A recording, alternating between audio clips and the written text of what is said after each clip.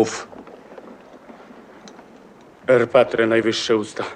Na drodze święte skarabeusze każdy toczy glinianą kulkę w poprzek drogi ku piaskom. Mów dalej. Jak nakazuje pobożność, oddawszy hołd świętym wizerunkom słońca, wstrzymałem pochód.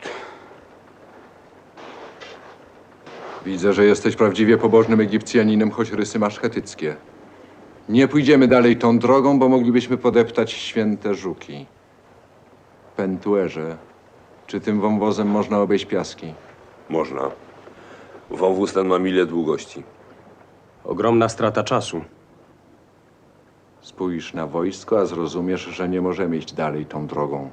Moi żołnierze nie obawiają się skarabeuszy. Wy, Libijczycy, nie boicie się nawet grobów królewskich. Nie musi tam być jednak bezpiecznie, skoro żaden nie wrócił. Przyznaj, święty ojcze, że taka przeszkoda nawet osła nie zatrzymałaby w podróży. Bo też osioł nigdy nie będzie faraonem.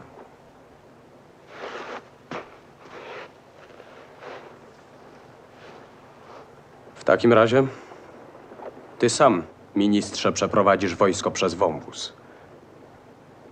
Ja nie znam się na kapłańskiej taktyce.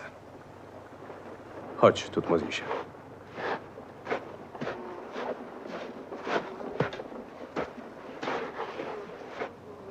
Wasza dostojność, drogę do wąwozu zagradza kanał. Kanał zasypać.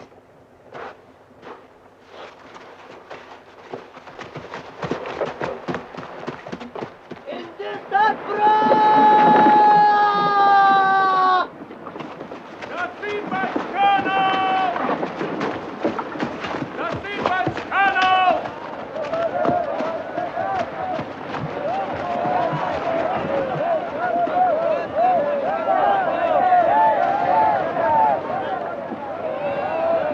Ludzie, ten kanał ja sam kopałem przez 10 lat.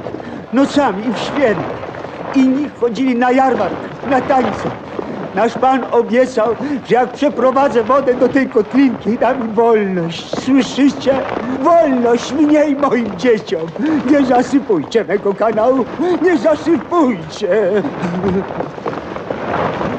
Światło słoneczne, wysłuchaj mnie. Oby nie było jęku w twojej komnacie i nieszczęścia, oby nie szły za tobą. Oby cię prąd nie porwał, gdy będziesz płynął na drugi brzeg Nilu. Panie miłosierny, Panie najszlachetniejszy, Panie!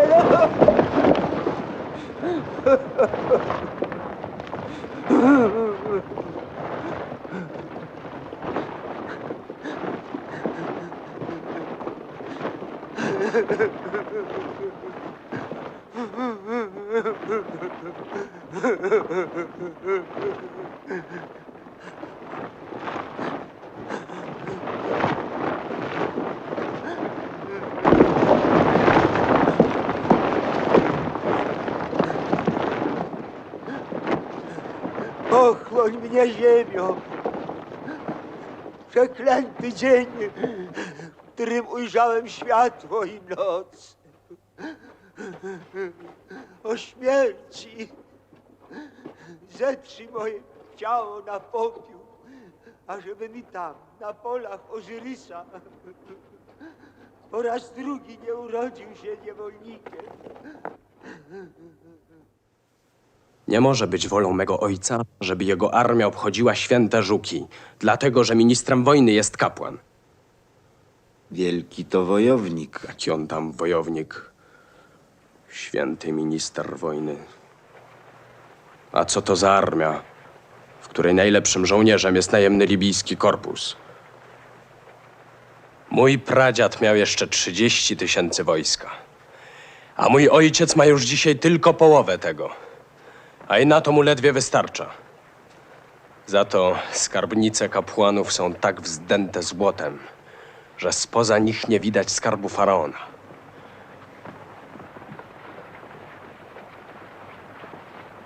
O, gdy zostanę faraonem po moim ojcu, który oby żył wiecznie, położę im na karkach nogę obutą w wojenny sandał. Co ty mówisz? Przeciw tobie stanie cały naród prowadzony przez potężną klasę. A kto za tobą? Wojsko, Znaczna jego część pójdzie za kapłanami. Korpus libijski. Służą za pieniądze. Urzędnicy. W połowie należą do nich.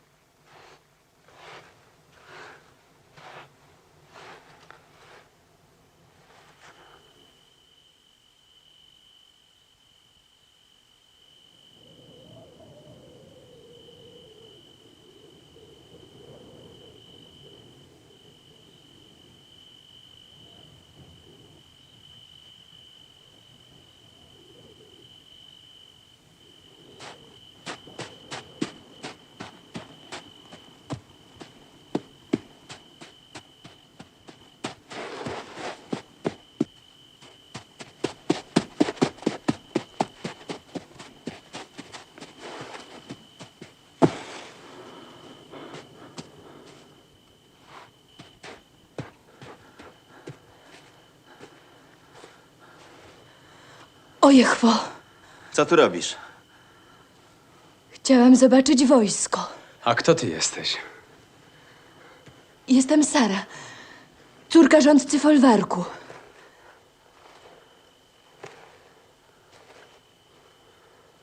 Żydówka.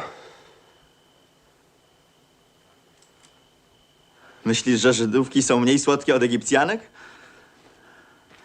Miałem 3 Żydówki kochankami. Kłamiesz. Żydówka nigdy nie będzie niczyją kochanką.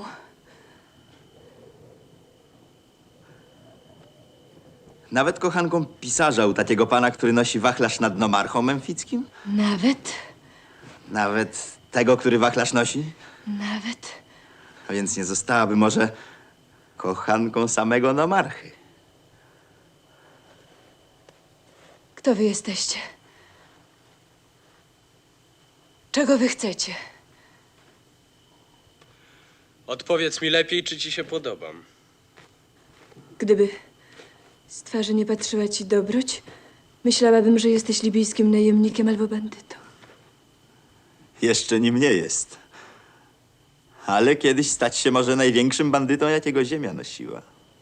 A gdybym ja był tak wielki jak pan, do którego ty należysz?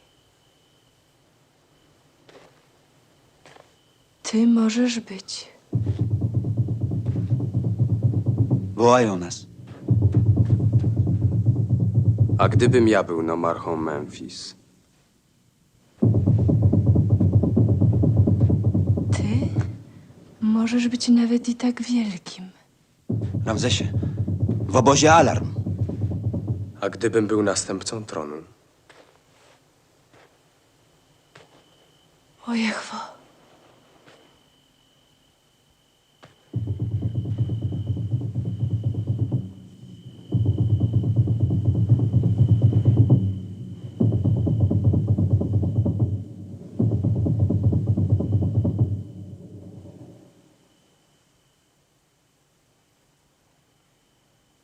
Ramzesie, biegnijmy, Ramzesie.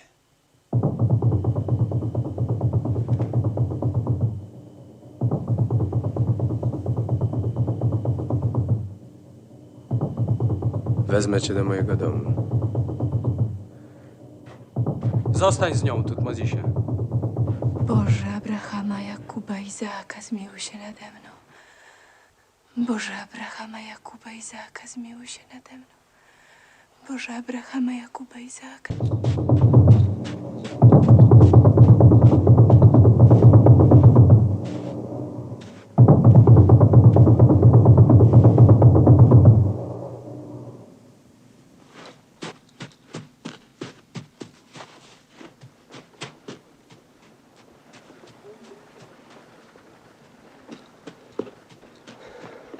Jesteśmy odcięci, Erpatre. Więc tam stoi nieprzyjaciel. Niezwyciężony Nitager.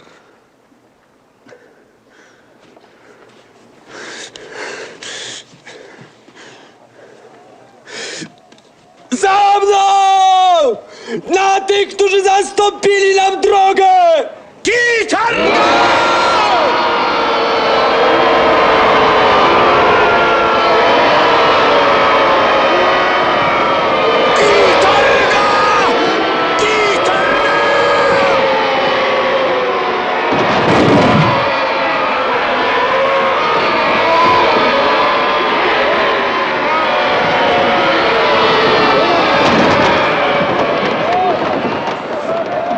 Zwyciężyłeś, Ramzesie.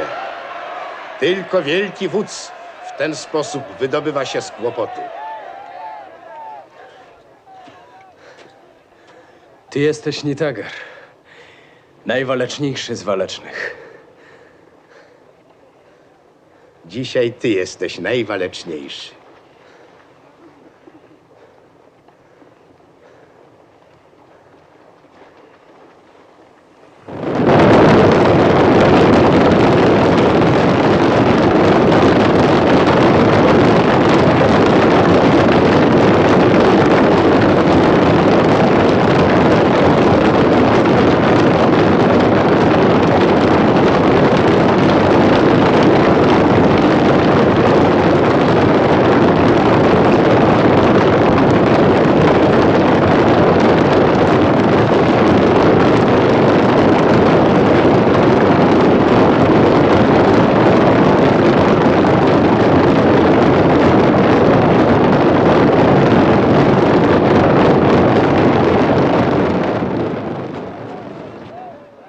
Zachował się, jak przystało na dziecię faraonów.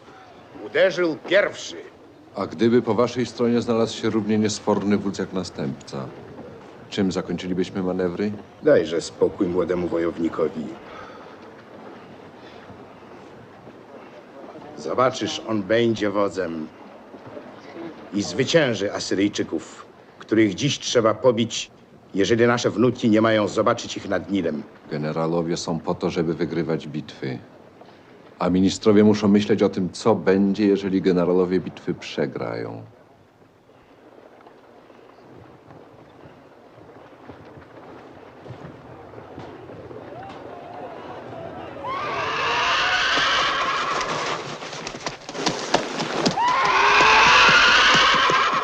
Patrz, Ramzesie, to jest asyryjskie bydlę, które umyślnie uczono zabijania ludzi.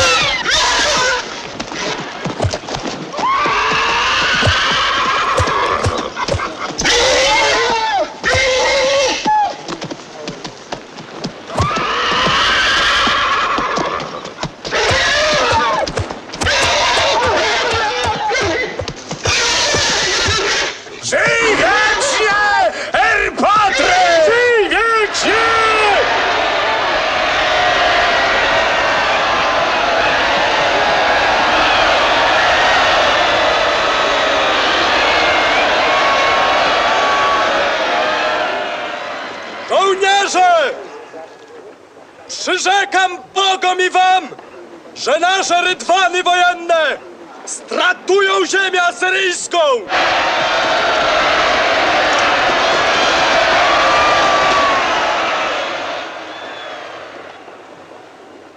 Dziś bogowie dali mi poznać radość rozkazywania takim jak wy, a ponieważ wolą moją jest, abyście zawsze dzielili moje szczęście, dlatego przeznaczam do podziału między żołnierzy 5 talentów!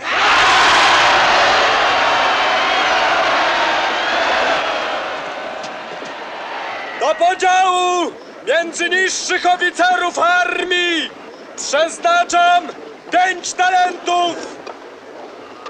Do podziału między jego dostojność ministra i wyższych oficerów armii przeznaczam 10 talentów!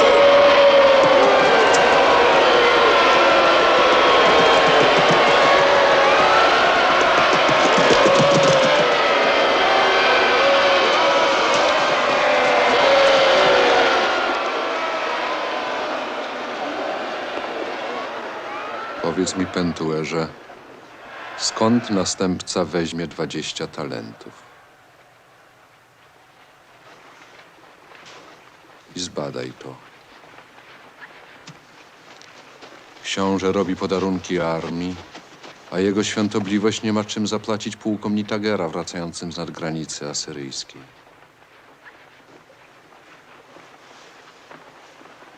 I powiedz mi jeszcze, Pentuerze, czy godzi się, aby następca tronu wobec wojska wypowiadał swoją wolę?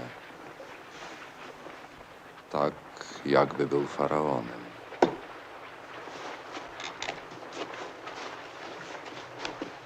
Tak może czynić tylko głupi młodzieniec albo zdrajca.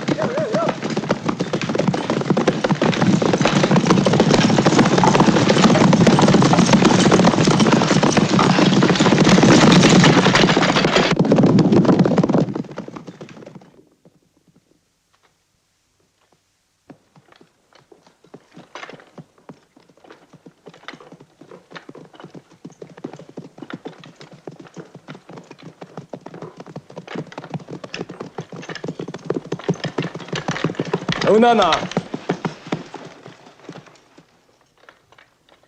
Weź natychmiast, ilu będzie trzeba żołnierzy. Niech na nowo przekopią kanał. Niech go skończą. Wola twoja będzie spełniona, panie.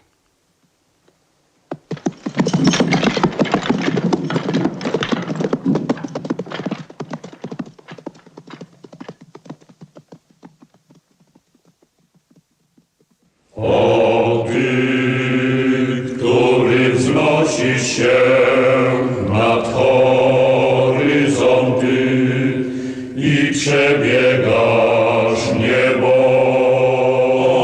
Ty, który rzucasz promieniem na nasze oblicza.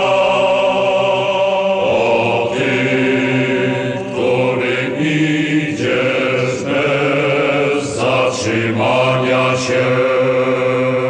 O słońce, o Ty, który mnożysz godziny, dnie i noce.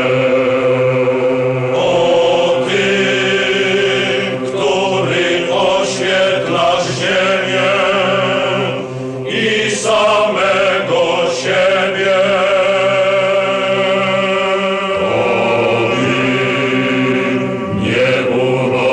Nieurodzony przez nikogo, który rodzisz sam siebie na horyzoncie. O Ty, wiecznie żyjący Synu nieba.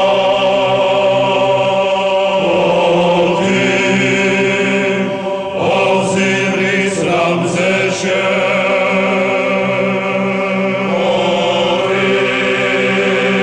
Ozyrys Ramzesie, Ozyrys Ramzesie.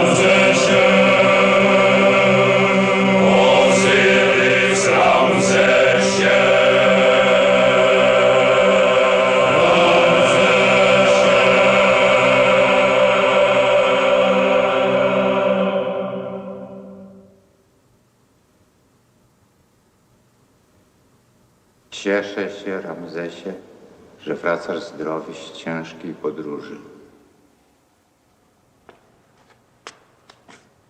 Obyś wasza świątobliwość żył wiecznie i dziełami swymi napełnił oba świat. Moi doradcy wojenni opowiadali mi o twojej pracy i roztropności. Czyny twoje nie pozostaną bez nagrody. Trzymasz 10 talentów, wielki łańcuch i 2 libijskie pułki. A korpus delty, ojcze, który miałem dostać.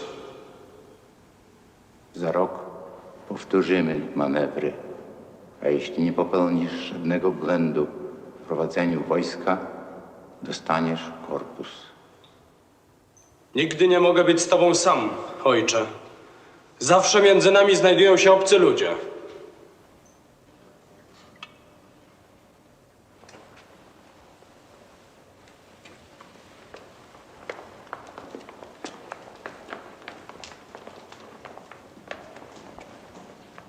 Chcę być z tobą sam, ojcze.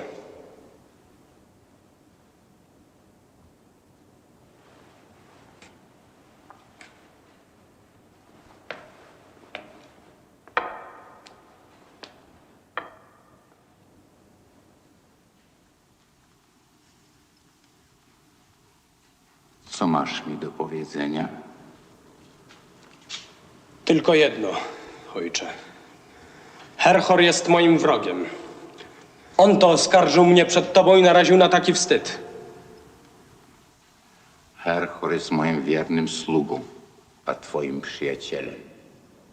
Jego to wymowa sprawiła, że powierzyłem ci dowództwo w czasie manewrów. Ale też Herhor kazał okrążać 2 żuki. Chcesz więc, ażeby kapłan wobec wojska lekceważył religię? Mój ojcze, żeby nie zepsuć pochodu żukom, zniszczono budujący się kanał i zabito człowieka. Ten człowiek sam podniósł rękę na siebie. Ale z winy Herhora. W pułkach, które tak umiejętnie zgromadziłeś, 30 ludzi umarło ze zmęczenia, a kilkuset jest chorych. Przez twoje usta, Ramzesie, nie przemawia dostojnik państwa, który dba o całość kanałów i życie robotników, ale człowiek rozgniewany. Jeżeli gniew mnie unosi, to tylko dlatego, że widzę do mnie niechęć Herhora i kapłanów. Herhor nie chce mi dać nawet korpusu, gdyż woli rządzić całą armią. Armią i państwem rządzę ja. Ze mnie płyną wszelkie rozkazy i wyroki. Na tym świecie jestem wagą Ozyrysa i sam ważę sprawy moich sług, następcy, ministra czy ludu.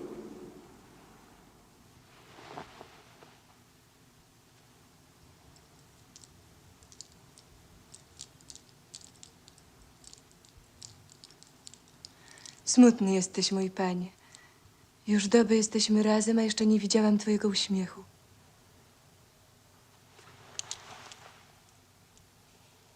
Zgryzota jest jak skarb dany do przechowania. Póki strzeżemy jej sami, nawet sen od nas ucieka. Nasi mędrcy uczą, że niejeden mężczyzna wyrzekł się dostojeństw dla kobiety. Ale w ważnych kłopotach kobieta pomóc nie potrafi. Bo może nie kocha, jak ja ciebie, panie. Wiem, że mnie kochasz. Ale czy sprawisz, aby jego świątobliwość mianował mnie wodzem? Czy dasz mi choć korpus, o który prosiłem? To prawda, że nie mogę.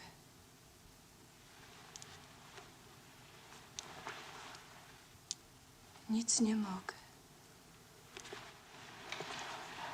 Możesz mnie rozweselić. Ubierz się jak tancerki fenickie. I tak tańczy, tak mnie pieść jak one. Nam, córkom Judy, nie wolno nosić nieskromnych sukien. Ani tańczyć, ani śpiewać?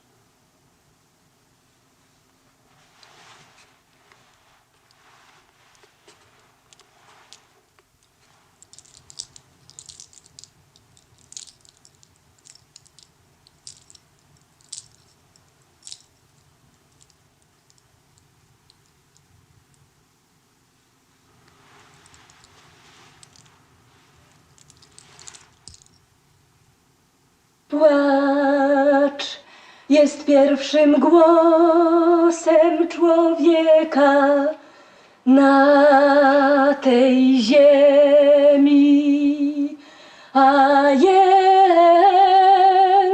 ostatnim pożegnaniem, pełen strapienia wchodzi w życie, pełen żalu na miejsce odpoczynku wstępuje i nikt nie pyta, gdzie by chciał zostać. Gdzie jest ten, który by nie miał trosk? Gdzie ten, który zbierając się do snu miałby prawo rzec? Oto dzień, który spędziłem bez smutku. Jakeś ty się zmienił. Jesteś już mężczyzną. Tak rzadko cię spotykam, że mogłabym zapomnieć twoich rysów, gdym ich co dzień nie widziała w mym sercu. Niedobry. Tak witasz mnie, matko, że już nie mam odwagi przedstawić ci mojej prośby. Więc zapewne chodzi ci o pieniądze. Potrzebuję 10 talentów. A więc ta twoja Żydówka jest aż tak wymagająca. Wiesz, matko, że tak nie jest, ale obiecałem nagrodę wojsku i nie mogę jej wypłacić. Bądź ostrożny, Ramzesie. Wiedz, że córki tego ludu wolą śmierci, aniżeli łoża obcego człowieka.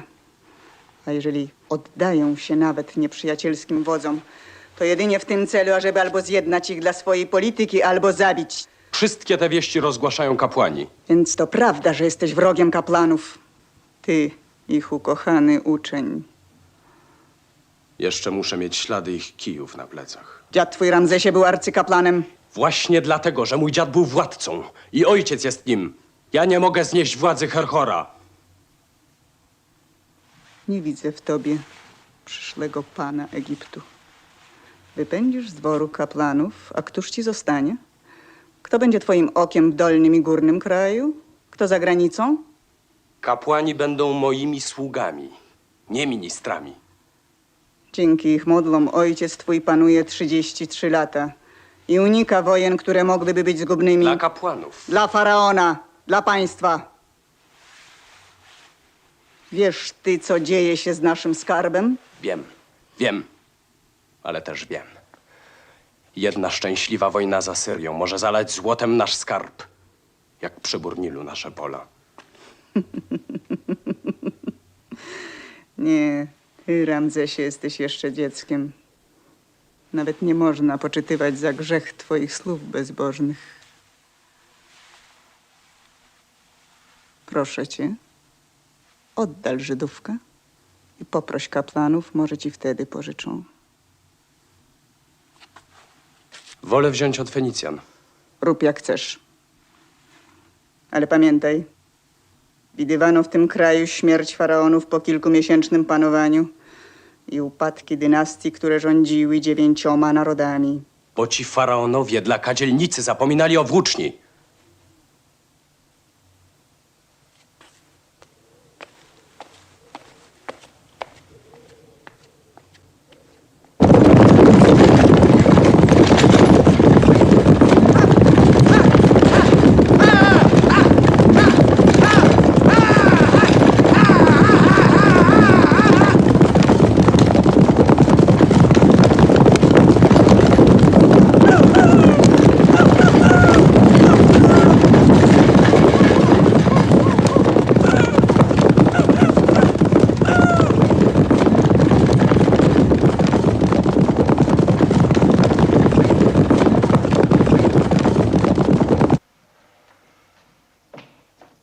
Oto, Ramzesie, najznakomitszy, najuczciwszy w całym Memphis bankier fenicki Dagon. Pozdrawiam cię, nowe słońce Egiptu, obyś żył wiecznie, a sława twoja oby dosięgła tych dalekich brzegów, kędy dobijają nasze fenickie statki. Kiedy dostojny Tutmozis powiedział mi, że to ty, najdostojniejszy panie, chcesz widzieć swego niewolnika, taka radość we mnie wstąpiła, że kiedym tu jechał, nie pozwoliłem oślarzowi bić osłów. I podarowałem pierścień twemu niewolnikowi, który przed chwilą polał mi wodę na ręce. Za pozwoleniem waszej dostojności, skąd pochodzi ten dzban srebrny, z którego polali mi ręce? Sprzedał mi go Azariusz, syn Gabena. Żyd! Wasza dostojność, z Żydami handlujesz. Azariusz jest kupcem jak i ty. O bab Tanner, o Astoret, Azariusz ma być takim kupcem jak ja. O nogi moje, po coś ciebie tu przyniosły? Zabij mnie, utnij rękę, jeśli będę fałszował złoto, ale nie mów, że syn Gabena może być kupcem. A więc, Dagonie, czy pożyczysz mi 15 talentów? Astoret, 15 talentów. Ha. To jest tak wielki ciężar, że ja musiałbym usiąść, ażeby o nim dobrze pomyśleć. Talent to straszny majątek. No jak długo książę chce 15 talentów? Zapewne na rok. Powiedzmy od razu na 3 lata. Tylko jego świątobliwość mógłby oddać w ciągu roku 15 talentów, ale nie młody książę, który co dzień musi przyjmować wesołych szlachciców, piękne kobiety. Ach, te kobiety! A ile chcesz procentu? Drobiazg, o którym nie mają potrzeby mówić wasze święte usta. Za 15 talentów da książę 5 talentów na rok. A w ciągu 3 lat ja wszystko odbiorę sam. Dasz mi 15 talentów, a za 3 lata odbierzesz 30. Prawo egipskie dozwala, żeby suma procentów wyrównywała pożyczkę. A czy to nie za dużo? Za dużo. Ja wstydziłbym się wziąć mniej od następcy tronu. Kiedy przyniesiesz pieniądze? Przynieść po co? Ja zrobię lepiej. Ja załatwię wszystkie wypłaty księcia, ażeby wasza dostojność nie musiał myśleć o tak nędznych sprawach, jak nagroda dla żołnierzy. A mnie wasza dostojność odda w dzierżawę na 3 lata swoje 3 folwarki w Dolnym Egipcie. Muszę najpierw zapytać się, ile przynoszą mi rocznie te majątki. Wasza dostojność nie ma do mnie zaufania? Nie, ale To wszystko w porządku. Teraz tylko potrzebny jest pisarz i 16 świadków, żebym nie spotkał taki wielki zaszczyt od księcia. Rób jak chcesz, byle wszystko było dobrze. Co za mądre słowa! Obyś najdostojniejszy panie żył wiecznie.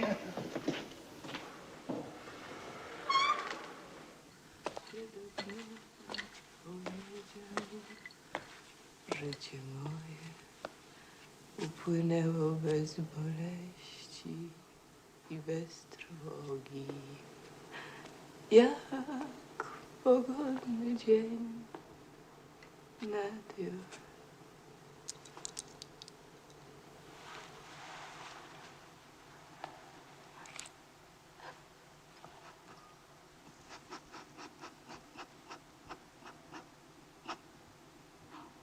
Tak długo nie było ciebie, panie.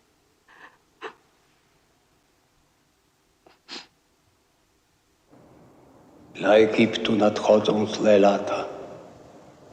Grożą wam klęski wewnętrzne, które tylko mądrość i cnota oddalić mogą. Lecz gorsze jest, że gdybyście w ciągu 10 lat rozpoczęli wojnę z Asyrią, wojska jej zniszczą wszystko, co tu istnieje od wieków. Asyria to lud okrutny. Rzuciłeś na dusze nasze strach, a nie wskazujesz ratunku. Pokój z Asyrią. Na jakich warunkach? Asyria odstąpi wam ziemię izraelską. A Fenicja? Gdyby faraon wyciągnął rękę po Fenicję, nie minie rok, a konie asyryjskie plawić się będą w Nilu. Egipt nie może się wyrzec wpływu na Fenicję. Gdyby się nie wyrzekł, przygotowałby swą zgubę, którą by dopełniły klęski wewnętrzne. O jakich klęskach myślisz? Te rzeczy lepiej powinniście znać aniżeli ja, człowiek obcy. Lud jest uciskany przez wielkich. Pobożność upada. Wielu ludzi myśli o wojnie na obcych ziemiach. Zawrzecie traktat z Asyrią. Amon, który zna moje serce, wie, jak mi podobny traktat jest obmierzły. Ale jeżeli ty i najwyższe kolegium twierdzicie, że losy są przeciwko nam, musimy zawrzeć traktat. Jeżeli mój własny syn będzie pchał Egipt do wojny, zetrę własnego syna. Jeżeli trafię, ukorzę Herhora.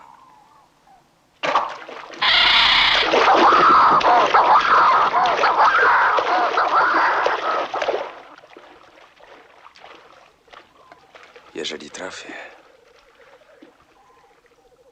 pobiję Asyryjczyków.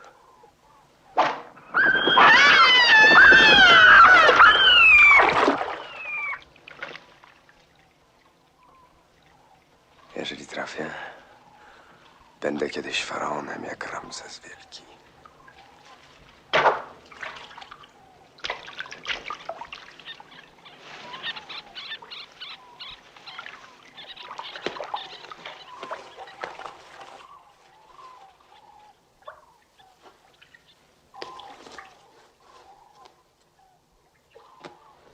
O Jehwo,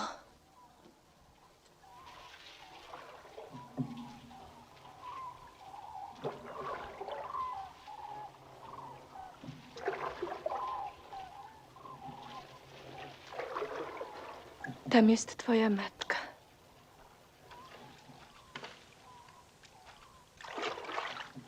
A jeżeli twoja czcigodna matka zechce mówić z tobą? Moja matka bardzo lubi śpiew. Możesz nawet ją zjednać, jeżeli zaśpiewasz jakąś pieśń żydowską.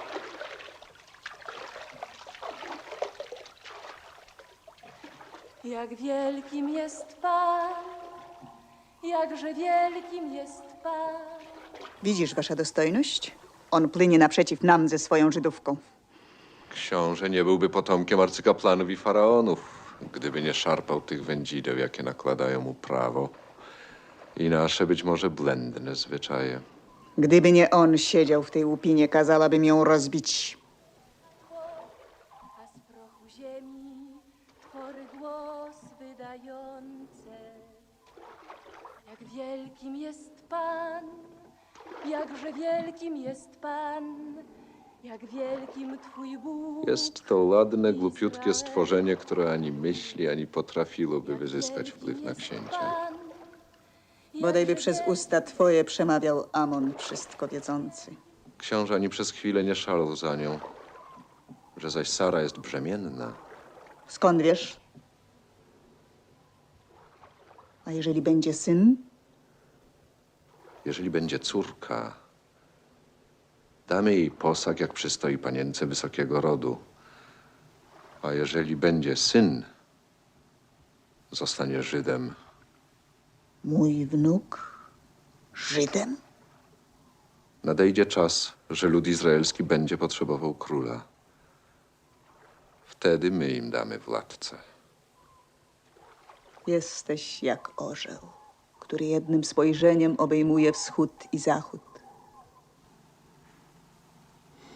Jestem już człowiekiem zmęczonym. Gdyby nie troska o Twój wiek młodociany i przyszłość państwa, dziś już chciałbym umrzeć. Z dniem każdym jest mi ciężej. I dlatego, Ramzesie, zaczniesz już podzielać ze mną brzemię władzy. Musisz nauczyć się pełnej trudów sztuki rządzenia państwem i śledzenia obrotów nieprzyjaciół. Obyś spadł na nich jak orzeł na plochę kuropatwy Od dawna należy ci się korpus Delty. Od dziś jesteś jego wodzem.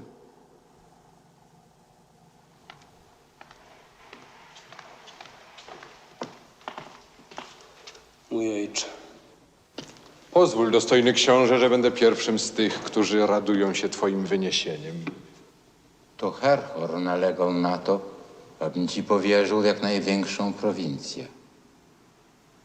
Masz moją wdzięczność, dostojny Herhorze. Pamiętaj, książę, tylko jedno. Mądrość państwowa należy do tajemnic kapłańskich, więc może ją posiąść tylko człowiek poświęcony Bogom.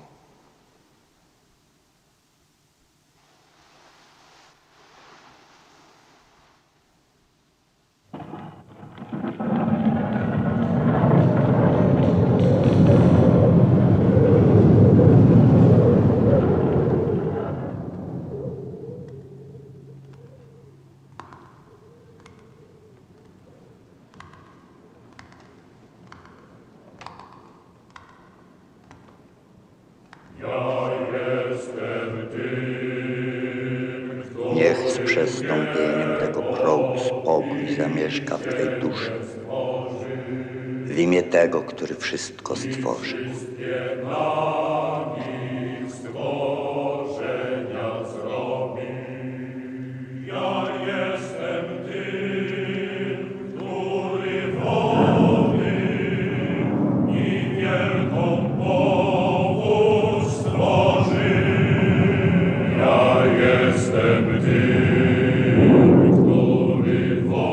Pójdź za mną.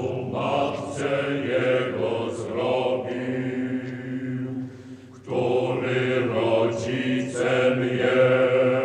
Ja jestem tym, który niebo stworzył i tajemnice widno kręgów jego i dusze bogów w nie włożyłem. Ja jestem tym, który gdy oczy otwiera, jasno się robi, a gdy je zamyka, ciemność się staje. Gdy rozkazuje wody Nilu płyną, ale bogowie nie znają Jego imienia.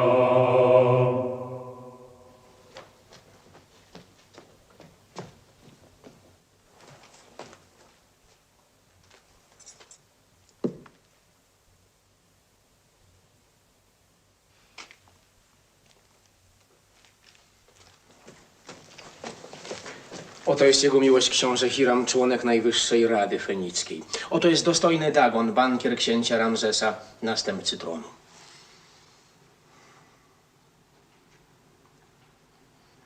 Ja, Hiram, pozdrawiam pana, panie Dagon.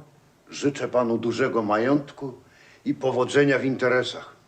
Ja, Dagon, pozdrawiam pana, panie Hiram, i życzę panu tego samego, co pan mnie życzy. Już pan się chcesz kłócić? Rabson, ty powiedz, czy ja się kłócę? Lepiej niech wasze dostojności mówią o interesach. Coś pan taki zły dzisiaj. Ja zawsze jestem zły, kiedy mnie nie nazywają dostojnością. A dlaczego pan mnie nie nazywa miłością? Ja przecież jestem książę. Może w Fenicji, ale już w Asyrii, jeśli cię przyjmą, leżysz na brzuchu, jak każdy handlarz fenicki. A pan co by robił wobec dzikiego człowieka, który może pana na pal wbić? Nie wiem, ale w Egipcie ja sobie siedzę na jednej kanapie z następcą tronu.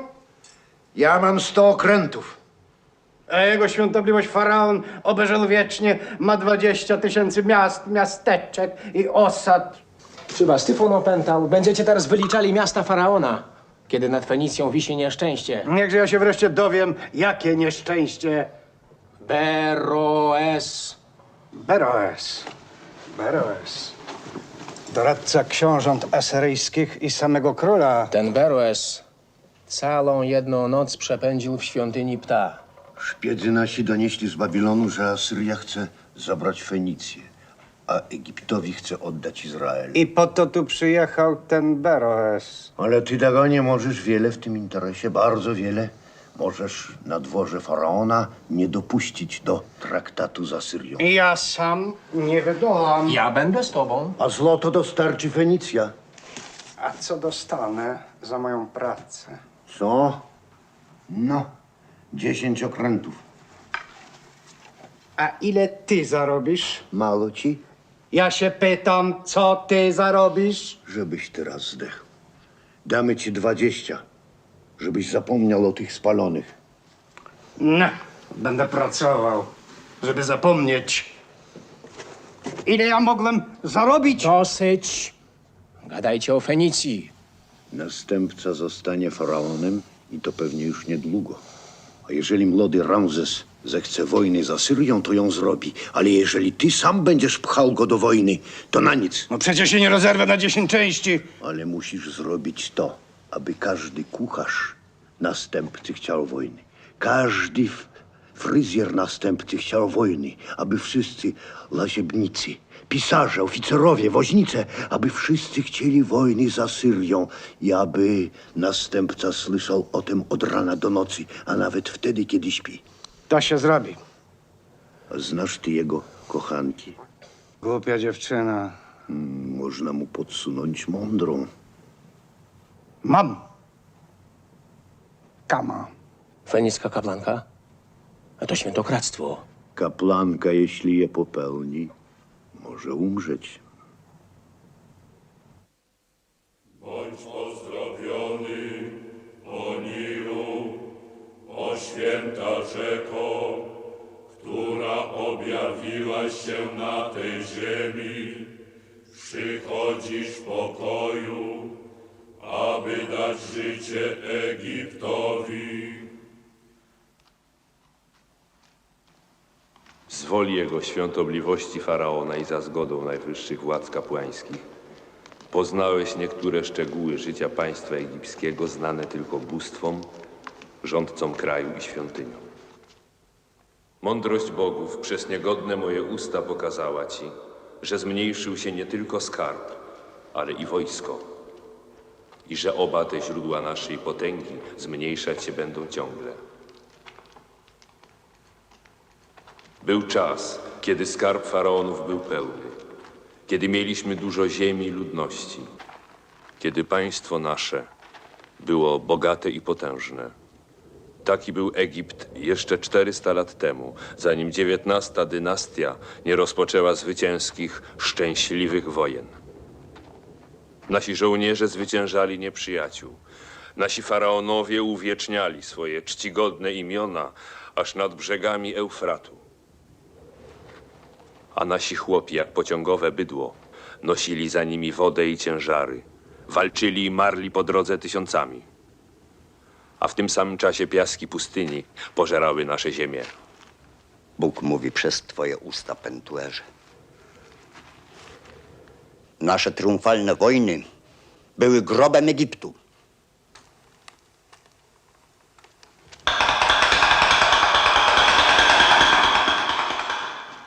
Oto twój dzisiejszy Egipt, Ramzesie. Oto twoi dzisiejsi chłopi. Podejdź bliżej, następco tronu. Podejdź.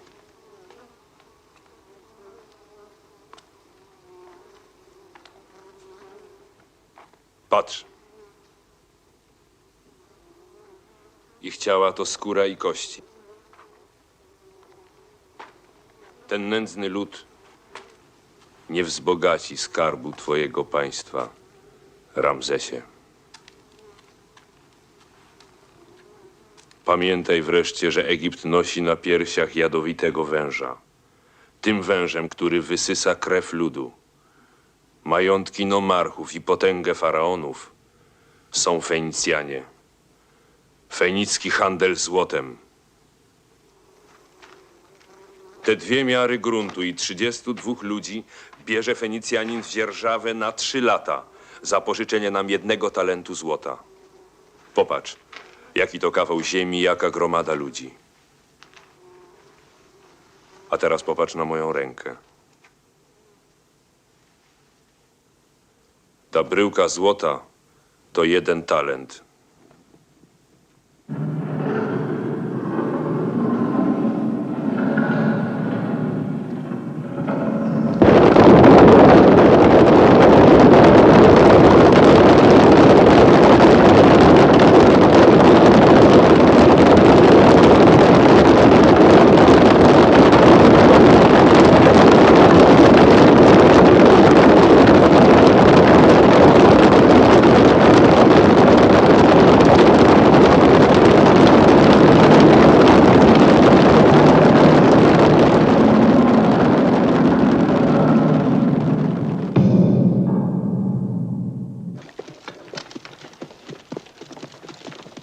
Nie masz wesołej twarzy.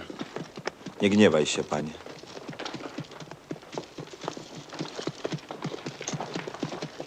Już od tygodnia twoi żołnierze nie otrzymują żołdu.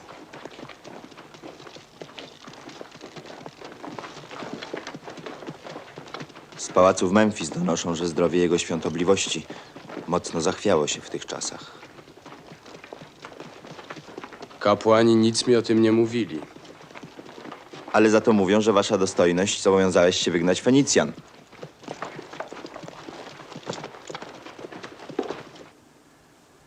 Więc to prawda. Więc to prawda. Biedna Fenicja.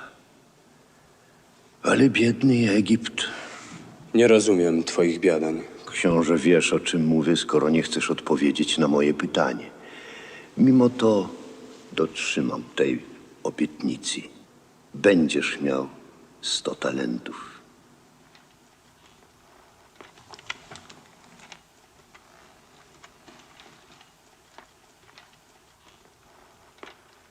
Wasza dostojność ukrywa coś przede mną. Chcę, abyś mi wytłumaczył. Asyria ma nas wziąć pod swoje panowanie. Oszalałeś, czcigodny mężu. Asyria ma zabrać Fenicję? A cóż my na to? My, Egipt. Egipt już się zgodził. Zapominasz, stary człowieku, że podobna sprawa nie mogłaby mieć miejsca bez zezwolenia faraona i mego. I to nastąpi. Tymczasem zawarli układ kapłani. Jacy kapłani? Jego dostojność Herhor, Pentuer, Mefres z arcykapłanem Beroesem umocowanym przez króla Assara. Uważaj, starcze. Oskarżasz o zdradę najwyższych dostojników państwa. Mylisz się, książę. Najstarsi arcykapłani i minister wojny mają prawo prowadzić układy z sąsiednimi mocarstwami.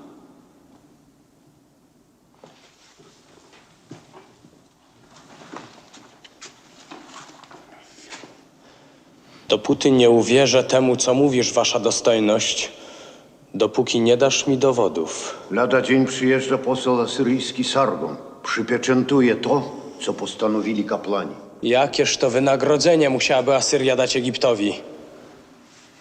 Oto jest mowa godna króla. Egipt zrobił zły interes. Asyria bowiem zagarnie nie tylko Fenicję, ale prawie całą Azję, a wam jakby z laski zostawi Izrael. Gdyby faraon wydał wojnę Asyrii, która jest dzisiaj słaba, i wygrał ją, miałby wielką armię oddaną jego osobie. 100 000 talentów zaległych danin, 100 000 talentów z krajów zdobytych. Tak olbrzymi majątek pozwoliłby mu wykupić dobra zastawione u kapłanów i raz na zawsze odsunąć ich od władzy. Gdyby istniał taki traktat, układano by go w największej tajemnicy. A w takim razie jeden z 4 kapłanów byłby zdrajcą nie tylko króla, lecz nawet swoich współspiskowców. Mógł być ktoś piąty, który ich podsłuchał. I tobie sprzedał tajemnicę. Dziwno mi, że książę nie poznałeś jeszcze potęgi złota. Oni są sługami bożymi. Lękaliby się kary. Widziałem wiele świątyń różnych narodów, a w świątyniach duże i małe posągi. Ale bogów nie spotkałem nigdzie. Luźnisz. Sam słyszałem głos bóstwa i czułem jego rękę. Gdzie to było? W świątyni. Jesteś niedoświadczony, panie. Otoczony siecią intryg. Chcę ci oddać jedną przysługę. Przyjdź, kiedy w nocy do świątyni Astort. Przyjdź sam, a przekonasz się. Tylko nie zdradź ani mnie, ani siebie. Bogowie niekiedy przebaczają zdradę swych tajemnic. Ludzie nigdy.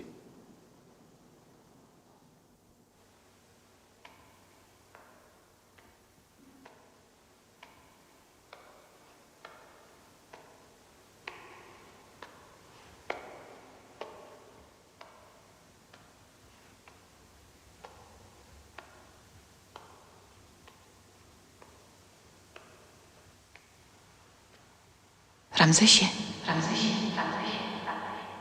Ramzesie,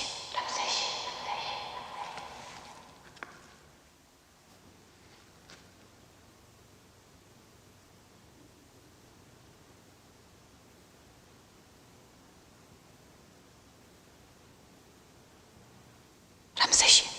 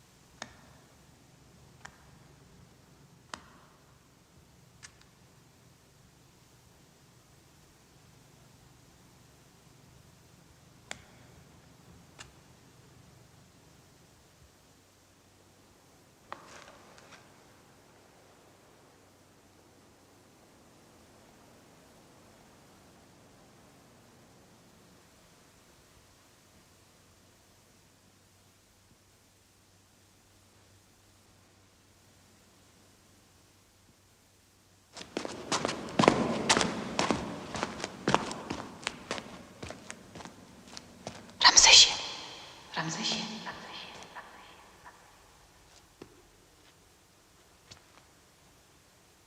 Ramzesie, Ramzesie, Ramzesie.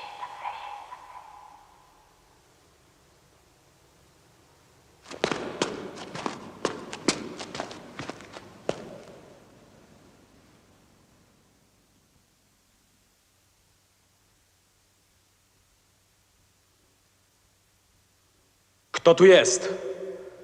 Chcę wiedzieć. To ja. Kama. To ty mnie dotykałaś rękoma? Ja? Jakim sposobem?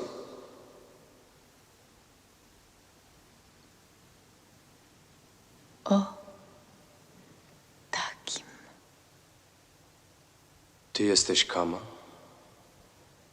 Kapłanka pilnująca ognia? Tak.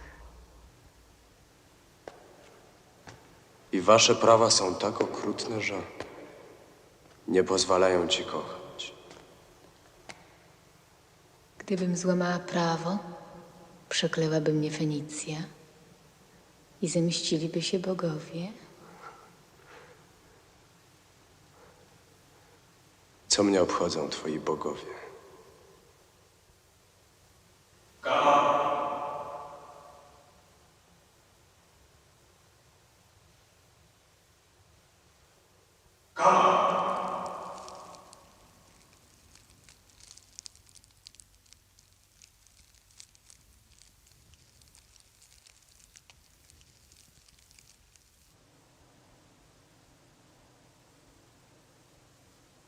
Kiedy to się stało? Kiedy urodził się dostojny syn twój? Drugiego dnia święta Seti. Przy urodzeniu był dostojny Herhor. Tutmozisie, Słucham cię, panie. trzeba ściągnąć pułki z nadmorskich miast. Chcę zrobić przegląd korpusu.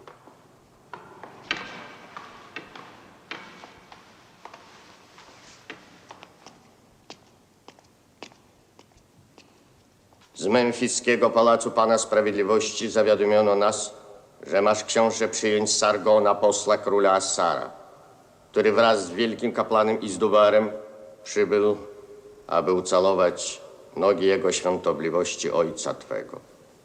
Bardzo chętnie. Bardzo chętnie. A przy sposobności zapytam ich, kiedy Asyria zapłaci nam zaległe daniny. Wasza dostojność zrobiłby to. Przede wszystkim to. Nasz skarb potrzebuje danin, a oni nie chcą płacić. W imieniu jego eminencji Herhora zabraniam mówić z kimkolwiek o daninach. Na jakiej to zasadzie, kapłanie, przemawiasz do mnie tonem zwierzchnika? Twój Herhor nie ma mi nic do powiedzenia.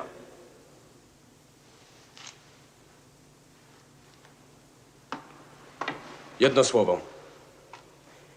Czy wasze dostojności nie mogłyby mi objaśnić, dlaczego Asyria nie ma nam płacić danin, które wydobyłyby skarb państwa z kłopotów? Asyria ma dzisiaj 3 razy większą armię niż Egipt. Rozumiem. Ale jeżeli Egipt jest aż tak słaby, że nie wolno nawet wspominać o asyryjskich daninach, jeżeli jest aż tak nędzny, to skądże pewność, że nie napadną nas Asyryjczycy? Od tego można zabezpieczyć się traktatami. Nie ma traktatów dla słabszych. Nie zasłonią granic tablice zapisane ugodami, jeżeli za nimi nie stoją włócznie i miecze.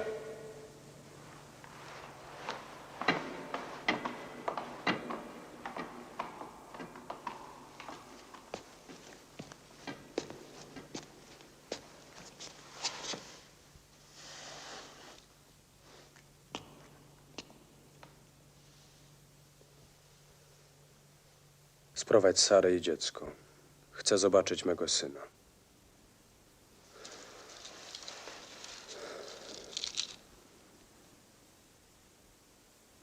Miłosierny Panie, jesteś władcą, ale Ty dobry Bóg, więc nie możesz robić krzywdy Twojej kapłance.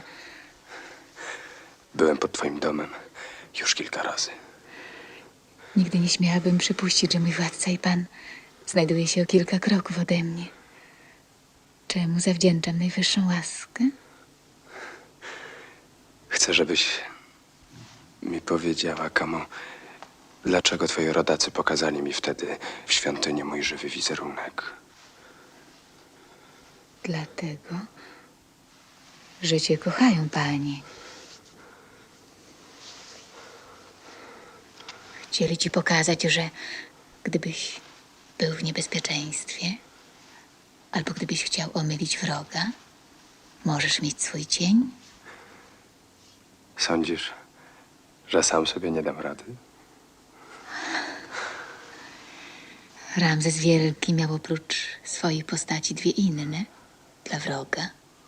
I tamte 2 cienie królewskie zginęły, a on żył. Jesteś piękna. Umrę przez Ciebie, Panie. Zabiorę cię z sobą do pałacu.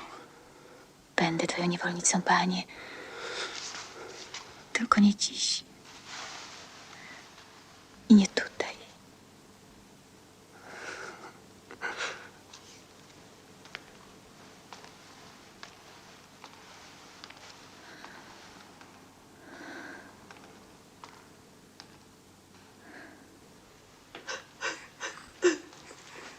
Kto powiedział, że cię już nie kocham? Czy ja wiem kto? Zła wróżka i moje serce. Saro, gdybyś miała Nil w swojej piersi, potrafiłabyś go wypłakać. Już nie będę. Pewnie znowu sobie sprowadziłaś jakąś wróżkę, która straszy cię Fenicjankami. Nie Fenicjanek się lękam, ale Fenicji. Ty nie wiesz, panie, jacy to nikczemni ludzie. Nasi Żydzi wykryli, że Fenicja chce wywołać wojnę między Egiptem i Asyrią. A na cóż im wojna? Na co? Będą wam i Asyryjczykom dostarczać broni, towarów i wiadomości. A za wszystko każą sobie płacić. Będą obdzierali poległych i ranionych. Będą od waszych i asyryjskich żołnierzy wykupywać zrabowane przedmioty i niewolników. Egipt i Asyria zrujnują się, ale Fenicja pobuduje nowe składy na bogactwa. Strzeż się, panie Fenicjan, jak jadowitej żmii. Jeżeli Ramzes Wielki mógł się na wojnie posługiwać lwem, dlaczego ja nie miałbym użyć przeciwko wrogom Egiptu żmii?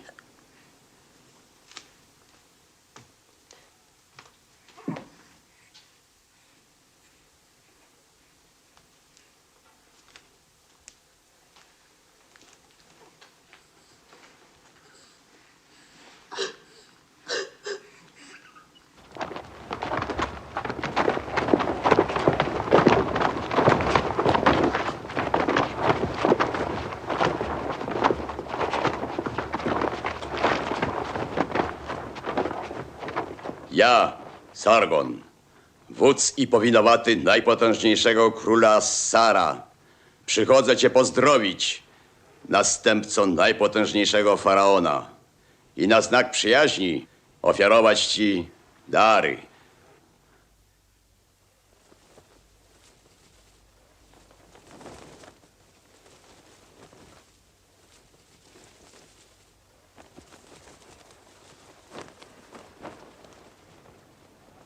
Panie, dostojny Sargon czeka na łaskawą odpowiedź. Więc mu odpowiedz, na mocy jakiego prawa przemawia do mnie niby równym i dostojeństwem? Uragatasela.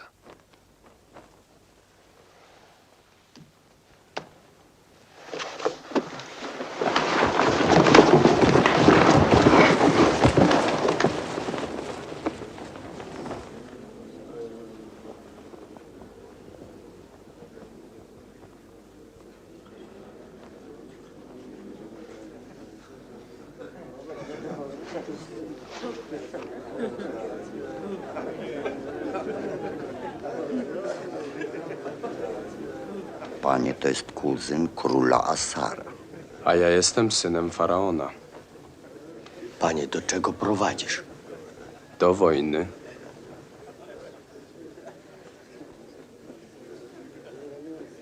Pozwalam posłom wstać. Nie będę szczęśliwy, dopóki nie naliczę 100 000 odciętych asyryjskich rąk.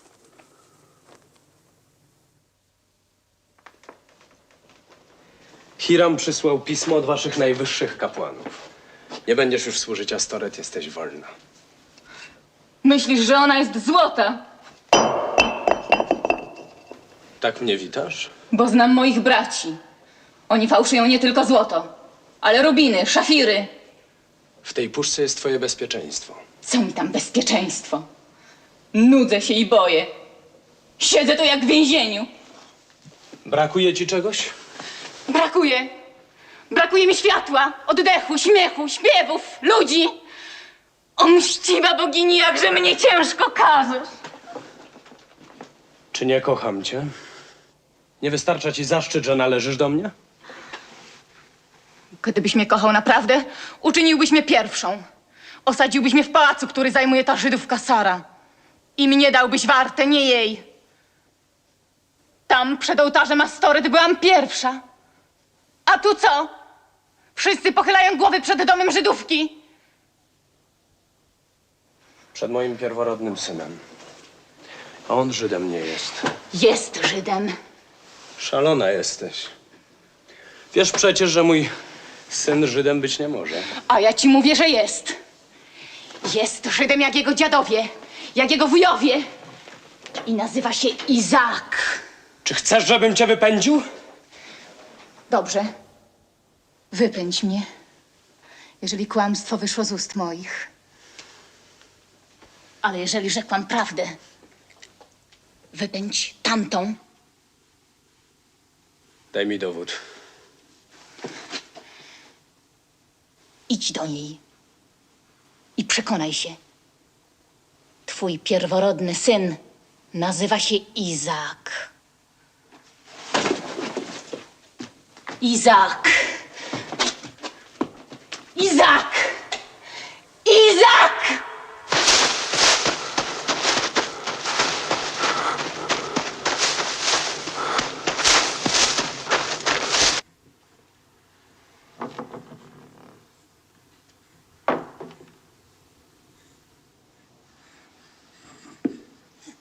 Bądź pozdrowiony, panie.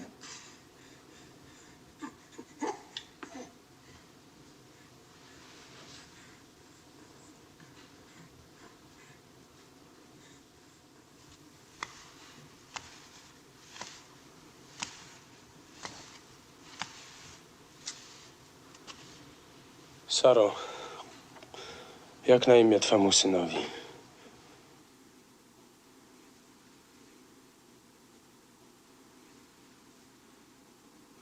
Jak na imię twemu synowi?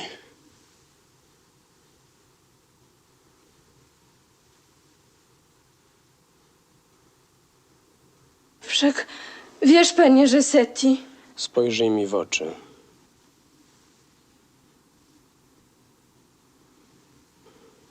Kłamiesz.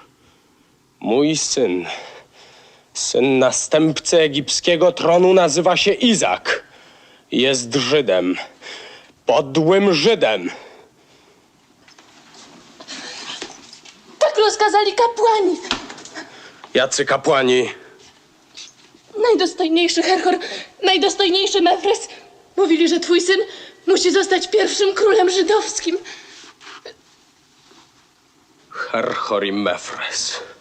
Herhor i Mefres.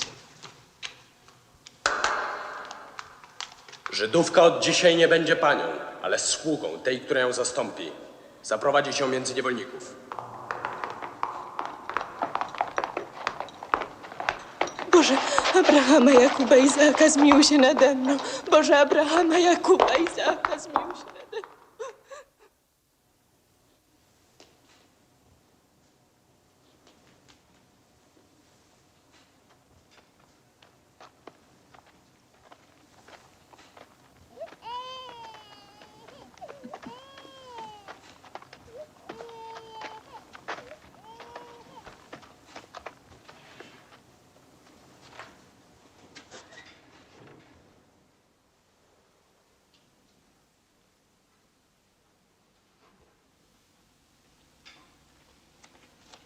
Jeszcze miesiąc nie upłynął, kiedy przysięgałaś, że uciekniesz ze mną. Wykon. Gdybyś została kochanką księcia, uduszę cię. Puść! Kapłanki są dla kapłanów, nie dla obcych. Ty też jesteś dla nas obcy. Ja nie mogę być obcy dla was. Twoi kapłani stworzyli mnie. Nauczyli chodzić jak on. Mówić jak on. Cicho. Nienawidzę go. Kama. Nigdy nie byłeś tak podobny do księcia jak dziś.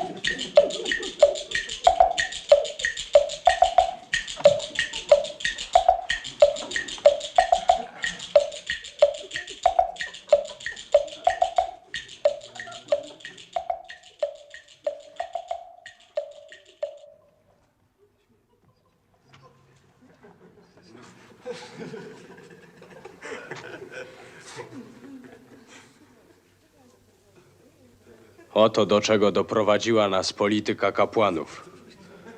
Rozpuścili libijskie pułki. A one teraz Palą nasze wsie i miasta.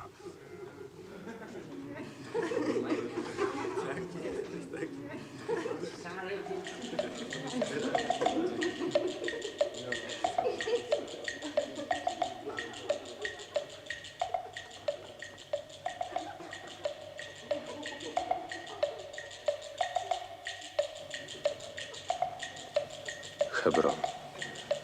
Hebron, nie patrz tak na mnie. Jestem szczęśliwa, panie. Będziesz żoną pierwszego eleganta w Egipcie. Mylisz się, panie. Jestem szczęśliwa, ale nie z mojego narzeczeństwa.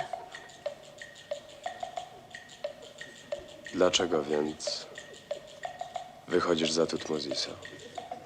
Znajdę się bliżej waszej dostojności. I choć co parę dni będę mogła ci widywać, panie. Erpatre, święci Mefres i Mentezufis pragną natychmiast rozmówić się z tobą.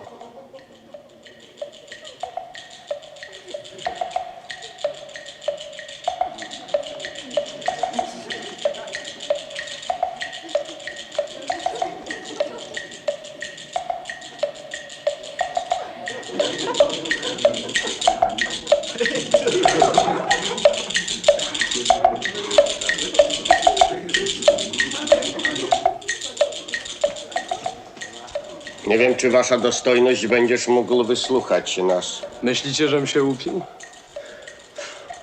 Idź za Tutmozisa. Dziś cały Egipt jest tak oszalały czy głupi, że jeszcze w pijakach najwięcej zostało rozsądku. Wasza dostojność wie, że pan nasz i Rada Najwyższa postanowili uwolnić 5000 wojsk libijskich. No, niby nie wiem. Nie raczyliście zawiadomić mnie. Wasza dostojność sądzi rozkazy jego świątobliwości faraona. Nie! Nie jego świątobliwości, ale tych zdrajców, którzy korzystając z choroby mojego ojca, chcą zaprzedać państwo Asyrii. Pozwól, książę, abyśmy wrócili za parę godzin. Nie, nie ma potrzeby.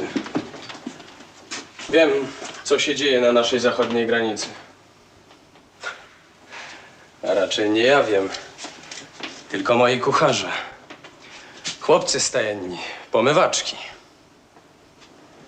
Może więc zechcecie teraz, czcigodni ojcowie, i mnie wtajemniczyć w wasze plany.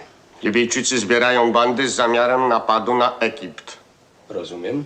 Z woli jego świątobliwości i ministra Herhora masz, wasza dostojność, zebrać wojsko i zniszczyć buntowników.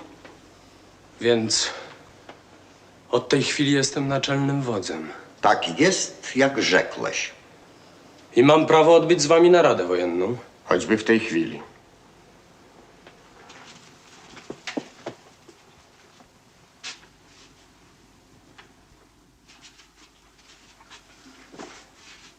Siadajcie.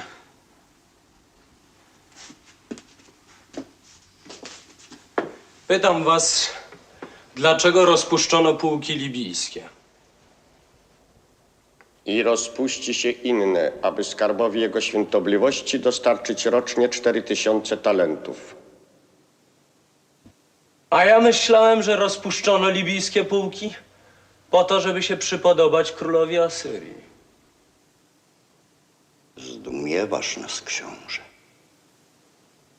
Cienie faraonów bardziej zdumiałyby się, gdyby usłyszały, że w tym samym Egipcie, w którym spętano władzę królewską, chaldejski oszust wpływa na losy państwa. O czym wasza dostojność mówisz? Mówię o Beroesie. Oto wielka tajemnica waszych świątyń. Szpieg króla Asara narzuca wam traktat tak haniebny, że moglibyście podpisać go dopiero po przegraniu bitew, po utracie wszystkich pułków.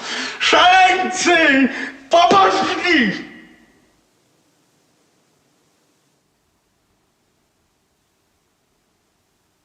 Ocknij się, wodzu.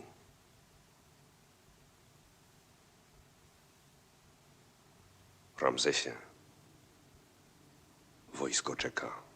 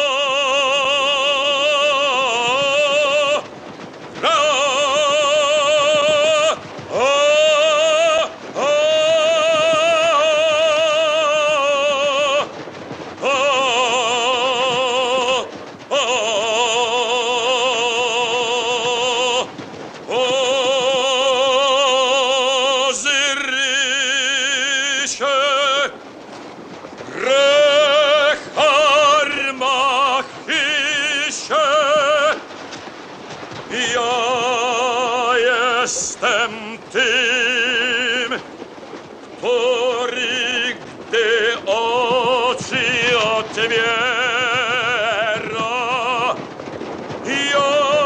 jasno się robi, a gdy je zamyka, ciemno się staje.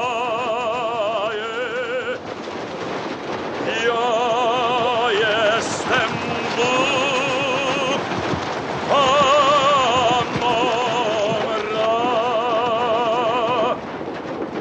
Ja jestem tym, który niebo i ziemię stworzył. I wszystkie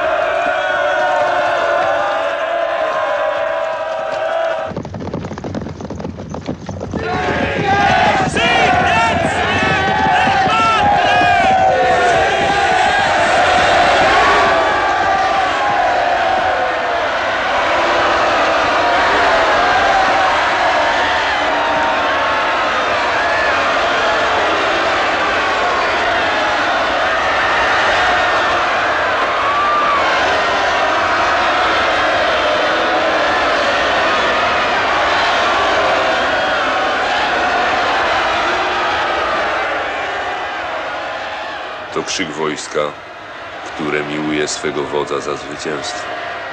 Nawet nie wiem, jak je odniosłem.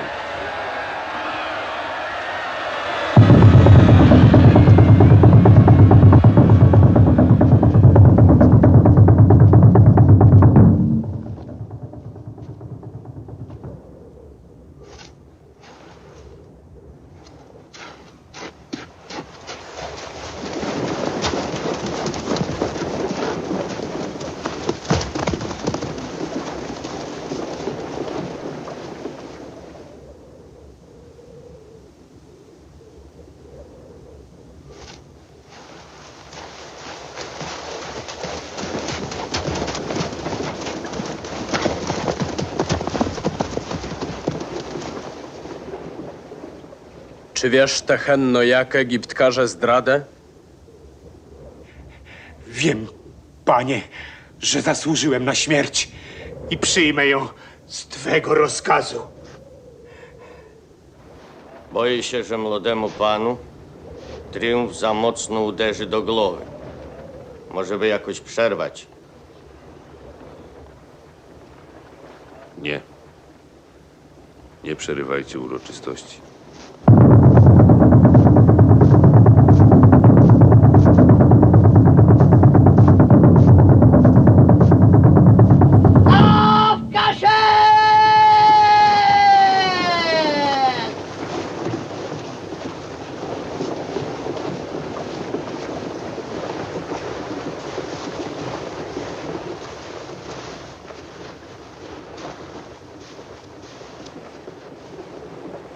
Nakłoń, panie, ucha twego.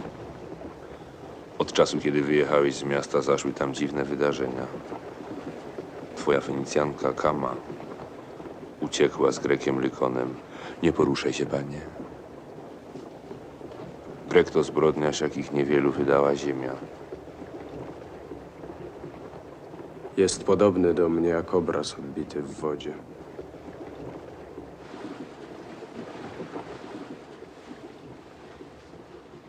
A teraz, panie, powiem ci rzecz najgorszą. Pamiętaj jednak, aby nieprzyjaciele Egiptu nie zobaczyli smutku w tobie. Twoja druga kobieta, Sara, Żydówka, zmarła.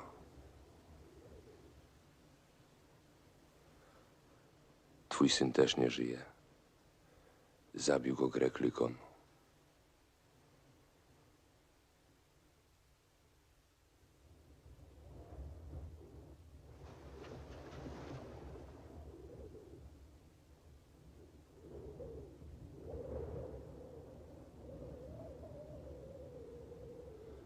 Hamuj się, panie, jak przystało na zwycięskiego wodza.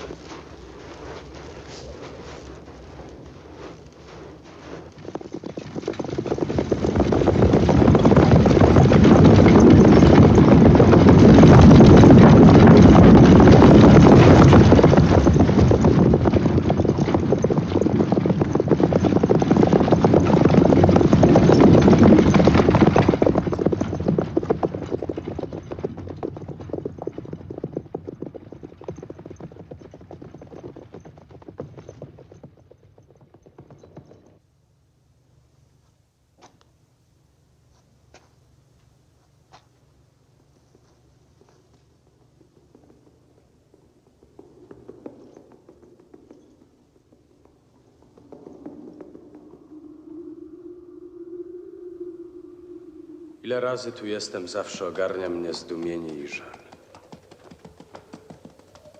Myślałem kiedyś, że wstąpiwszy na tron zbuduję coś godniejszego aniżeli piramida Cheopsa. Ale skąd ja bym wziął tyle złota, tylu ludzi? Nie zazdrość, panie Cheopsowi.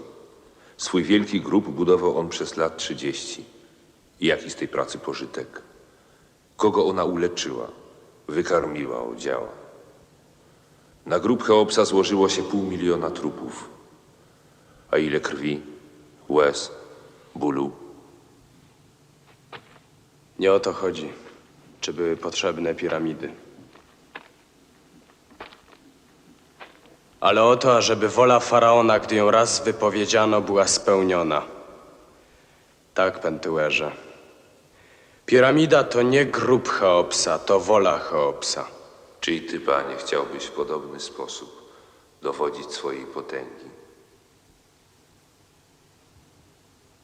Skąd ty, kapłan, masz dla mnie życzliwość?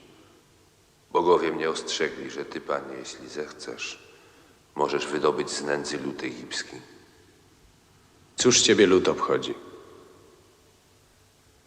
Spośród niego wyszedłem. Mój ojciec i bracia czerpali wodę z Nilu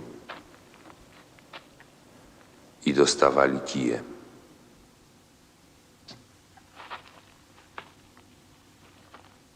W czym ja mogę pomóc ludowi? Lud za wiele pracuje. Zbyt duże płaci podatki. Cierpi nędzę i prześladowanie.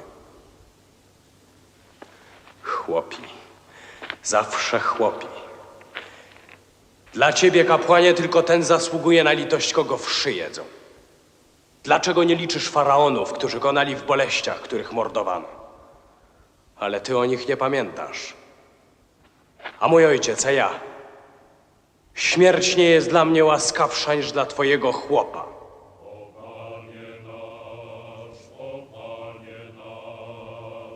Dlaczego oni modlą się o tej porze? Powiedz lepiej, dlaczego oni w ogóle modlą się, kiedy ich nikt nie słyszy?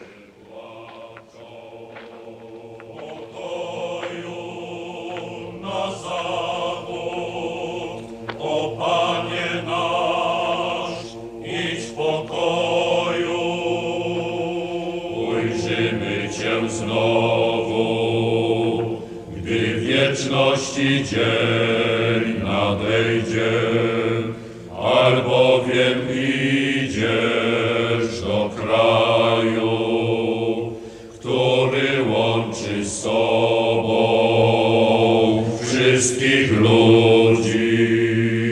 Na zachód do mieszkania Ozyrysa, na zachód idziesz ty, na zachód woły, które ciągniecie, wóz żałobny.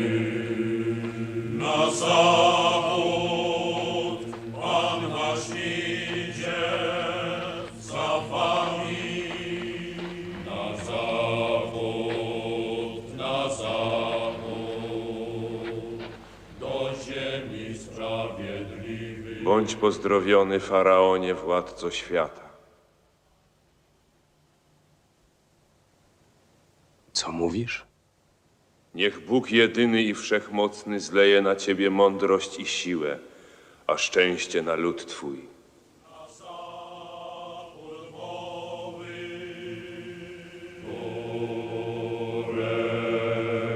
Ciągniecie wóz żałobny.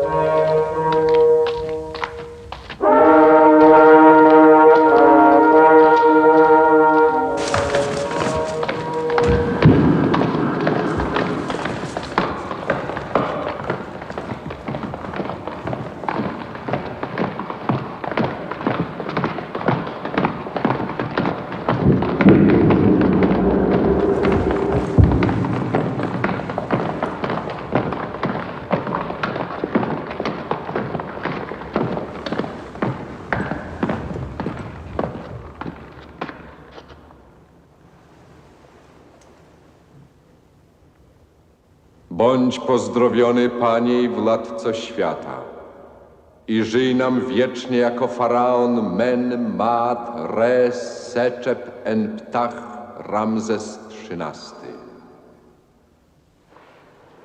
Zgodnie z wolą świątobliwości Ojca i prawami Egiptu obejmuję rządy i spełniać je będę na chwałę państwa i szczęście ludu.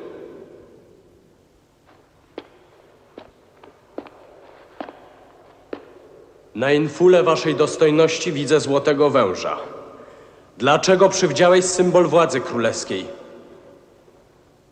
Pytam się waszej dostojności, jakim prawem na twojej infule znajduje się wąż królewski? Przez całą dobę Egipt pozbawiony był prawego władcy. Na ten ciężki czas Najwyższa Rada Kaplanów kazała mi odziać się w świętą relikwię, aby rząd państwa i służba bogom nie uległy opóźnieniu.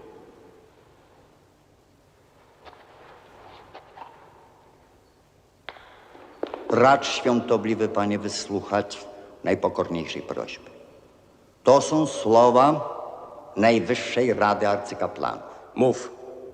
Faraon, który nie uzyska arcykaplańskich święceń, nie może spełniać najwyższych ofiar.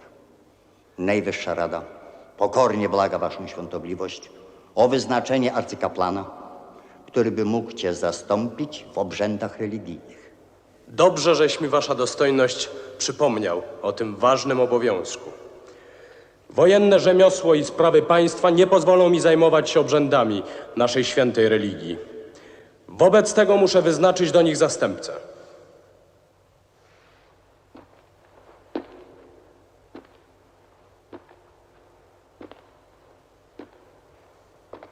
Kto i czym jesteś, wasza dostojność? Nazywam się Sem. Jestem arcykapłanem świątyni Hathor. Ty będziesz moim zastępcą w obrzędach religijnych.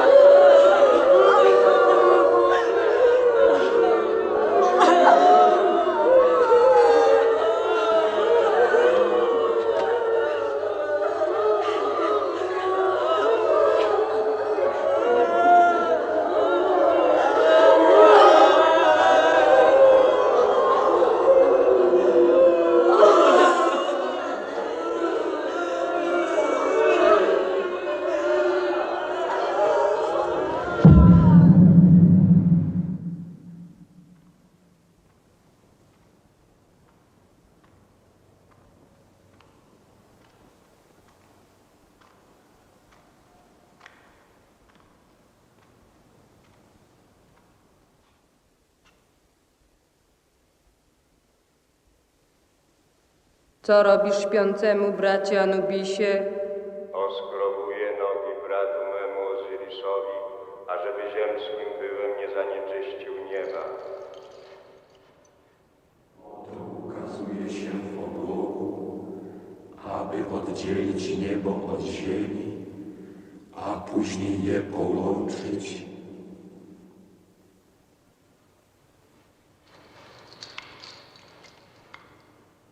Co teraz robisz śpiącemu bracie Anubisie? Oczyszczam brata mojego Ozyrisa z rzeczy ziemskich, ażeby stał się piękniejszym. Bóg wcielony we wszystkie rzeczy, Duch żył we wszystkich bogach. On jest ciałem żyjącego człowieka.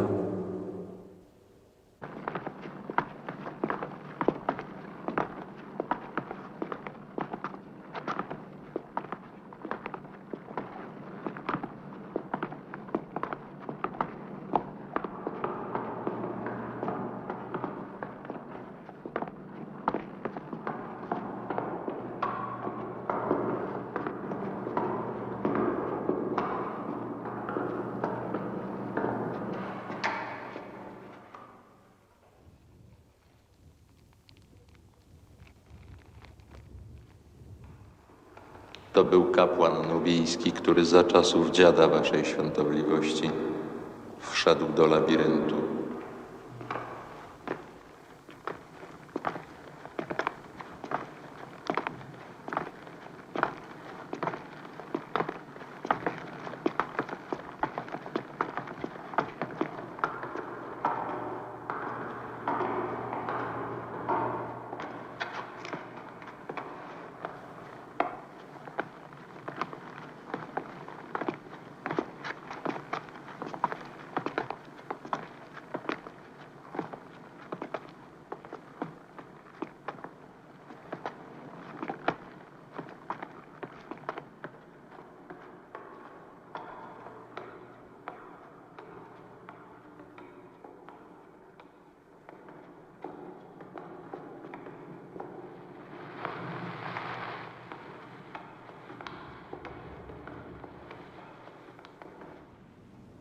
Ostatnim człowiekiem, który widział to miejsce, był twój ojciec Ramzes XII.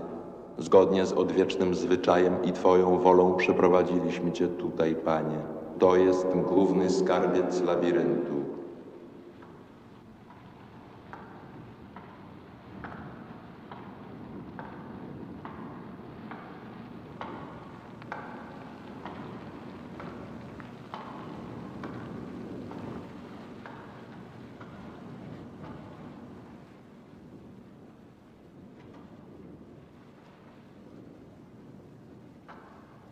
Więc zachowujecie ten skarb na złe czasy Egiptu. Prawdę mówisz, świątobliwy panie.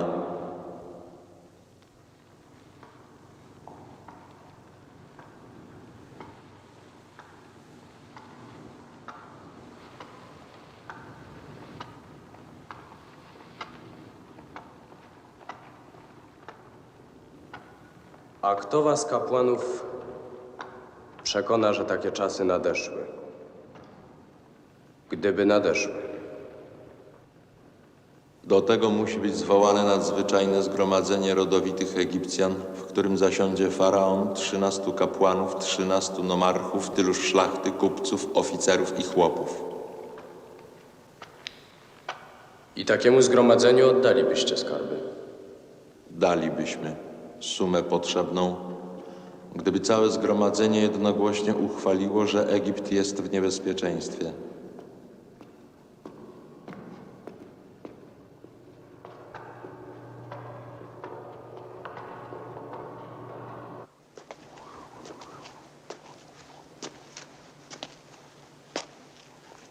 Chcę poprawić byt ludu egipskiego. Chcę mu na początek ofiarować po 6 dniach pracy 7 dzień odpoczynku. Lud będzie cię błogosławił, panie. Ale państwo straci na tym 10 000 talentów rocznie.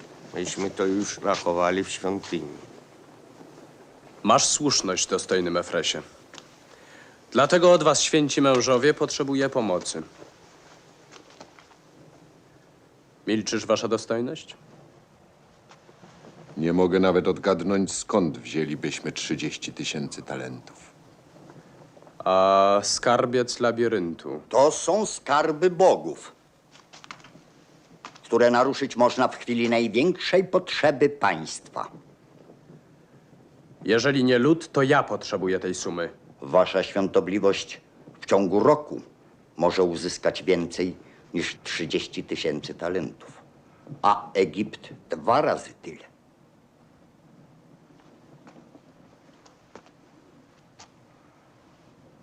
Jakim sposobem? Każ, władco, wypędzić z państwa Fenicjan i zwolnić libijskie pułki. Jeżeli tylko takich rad potraficie mi udzielać, obejdę się bez nich.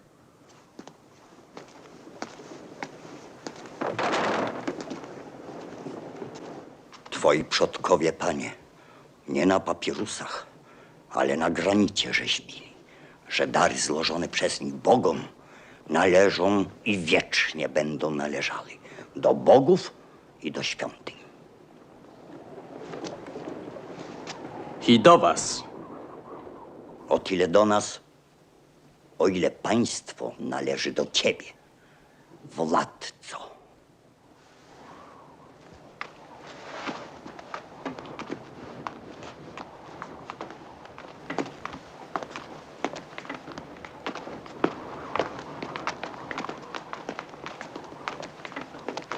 Pentuerze, zostań. Powiedz mi ty, który jesteś synem chłopów i wiesz, że wśród kapłanów znajdują się hultaje i głupcy. Powiedz mi, dlaczego nie chcesz służyć w walce przeciwko nim? Od 1000 lat święty stan kapłański pielęgnuje Egipt. I on zrobił kraj tym, czym jest. A dlaczego kapłanom pomimo ich wad udało się tak zrobić? Gdyż oni są kagańcem, w którym płonie światło mądrości. Gdybyś rozbił kaganiec, być może zgasiłbyś światło, które od 1000 lat płonie nad Egiptem i światem. Wdawać się w waszą walkę nie będę, bo albo zdradziłbym ciebie, albo Boga, który jest twórcą mądrości.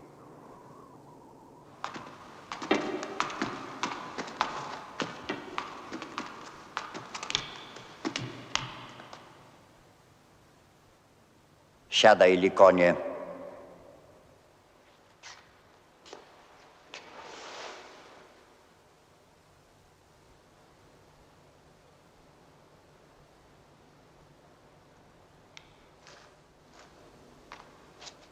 A to jest cena, za którą zrobi wszystko. Kama.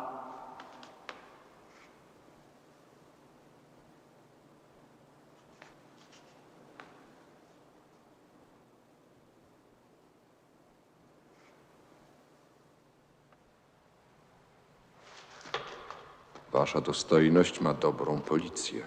Lepszą aniżeli w labiryncie. Mianuj mnie tam, wasza dostojność, głównym dozorcą, a będziesz miał najlepszych strażników.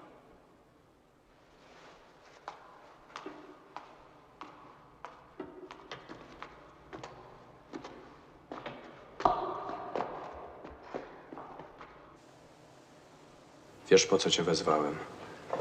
Zabierz, panie, nasze majątki, nasze rodziny, ale pieniędzy żadnych już nie mamy. Dziś cała Fenicja gromadzi złoto i klejnoty, aby opłacić się Syryjczykom zgodnie z traktatem, który podpisali twoi kapłani. Oni dalej oszukują cię, panie. Wysyłają listy do króla Assara. Mnie zostaw troskę o posłuszeństwo kapłanów. A sam daj dowody na to, że to, co mówisz, jest prawdą. Obejrzyj się, panie. Oto dowód. To jest arcykapłan Samentu, o którym mówiłem waszej świątobliwości.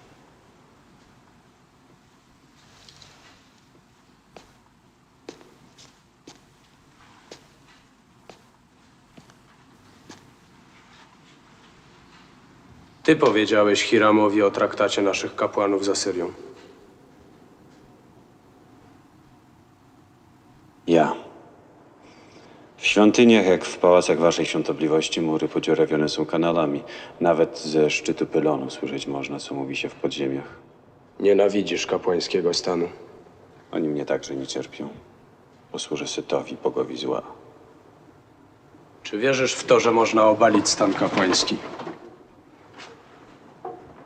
400 lat temu faraon Amenhotep IV obalił władzę kaplanów, zabrał skarby ze świątyni. Nikt się za kaplanami nie ujął. Kto pomagał Amenhotepowi? Prosty kaplan Ai. Który po śmierci Amenhotepa został dziedzicem jego tronu. Wypadek ten dowodzi, że Amenhotep był władcą niedolężnym.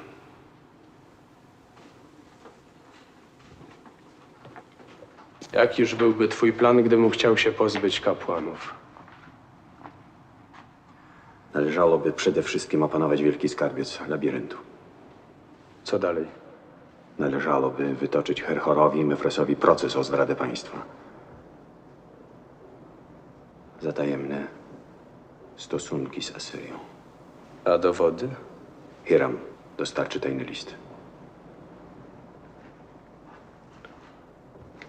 Jesteś prawdziwym mędrcem. Lud kocha waszą świątobliwość.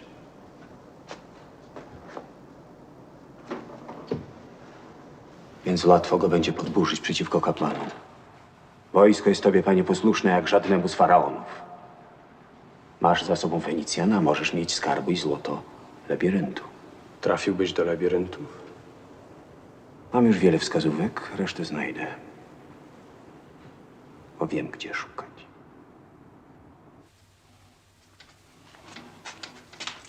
Jak rozkazałeś, wasza świątobliwość, lud gromadzi się przed bramą pałacu.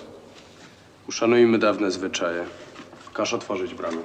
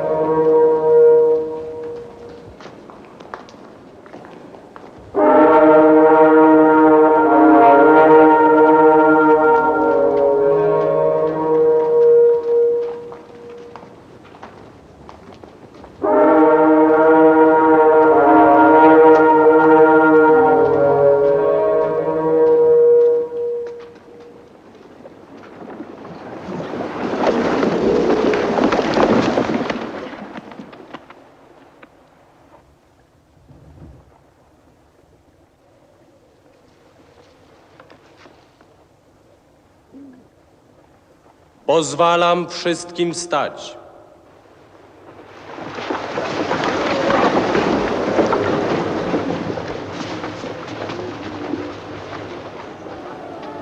Niech wystąpi najwyższy dozorca labiryntu.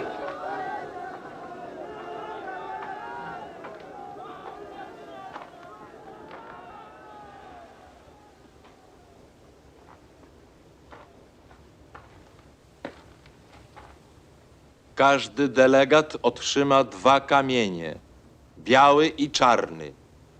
Kto chce, abyś wasza świątobliwość naruszył skarbiec labiryntu, położy czarny kamień. Kto woli, aby nie tykano własności bogów, położy biały. Niech wrzucają kamienie do dzbana.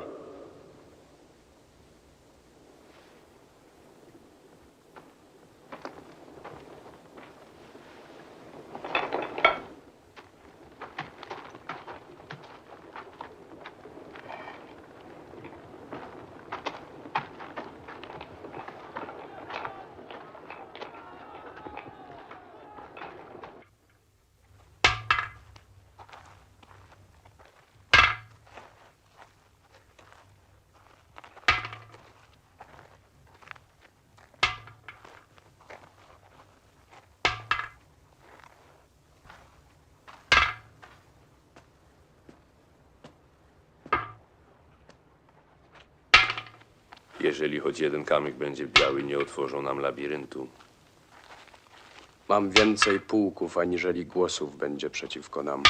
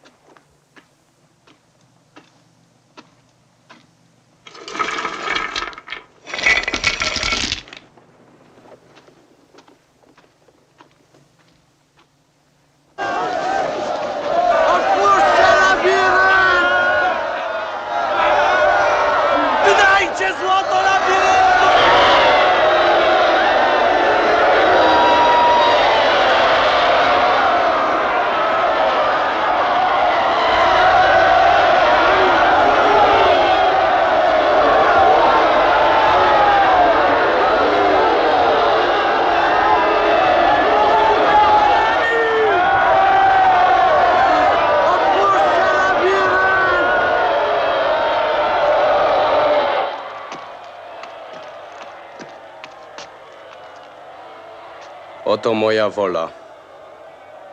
Tłum musi zaatakować świątynię pojutrze. Trzeba wydać szynkarzom i oberżystom zapasy, aby pospólstwo miało wino i żywność za darmo. Ty, Tehenno, wyślij 4 libijskie pułki pod labirynt. Gdyby lud zagroził labiryntowi, obsadzisz go wojskiem.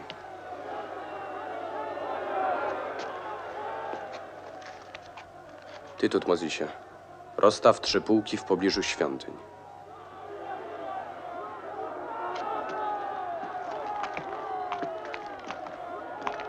Gdyby zaczęły się drobne rozruchy, nie trzeba im przeszkadzać. Pospólstwo może się zbierać przed świątyniami już dzisiaj. A może lepiej od razu uwięzić Herhora i Mefresa? Nie. Hiram dostarczy mi listy Herhora do Asyryjczyków dopiero pojutrze. Wtedy będę miał w ręku dowody ich zdrady i będę mógł ich uwięzić. Zresztą mnie nie o nich chodzi, tylko o świątynię i labirynt.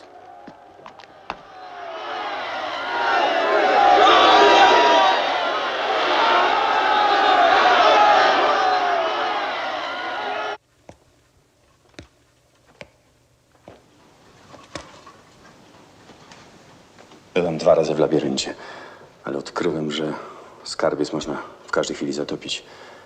Muszę tam wrócić jeszcze raz.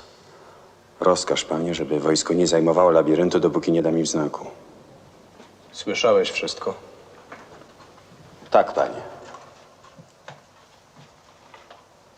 Nie miej litości. Nie przebaczaj Herhorowi, Mefresowi.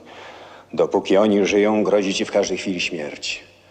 Można ugłaskać lwa, kupić Fenicjanina, przywiązać Libijczyka, ale kapłana egipskiego, który zakosztował zbytku i władzy, nie zjednasz niczym.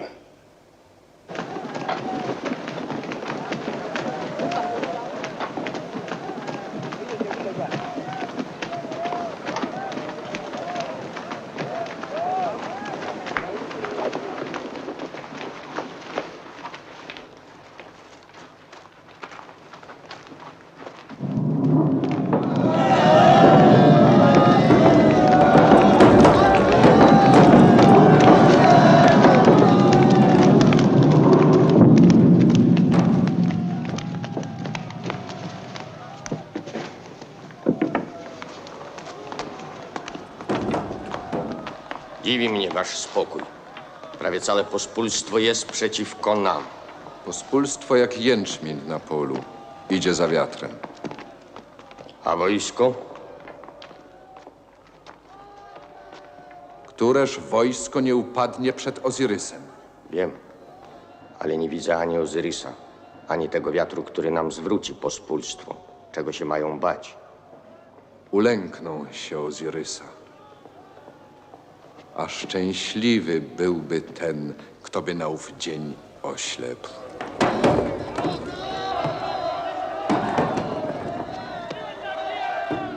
Faraon chce, aby lud napadł na świątynię. Trzeba napad przyspieszyć. Musicie sprawić, aby napadnięto nas jutro. Nie żalujcie złota. Tłum musi zaatakować świątynię jutro w południe. Pamiętajcie, jutro w południe.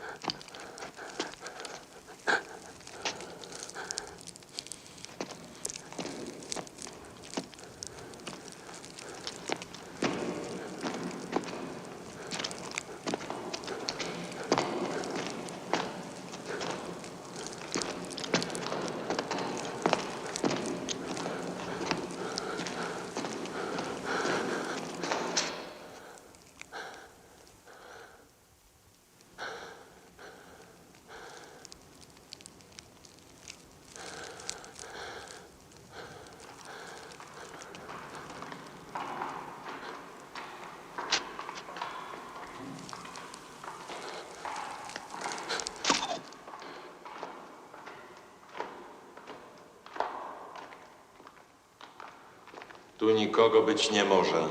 A jednak patrzcie na zachowanie Sierlikona. Musimy iść dalej.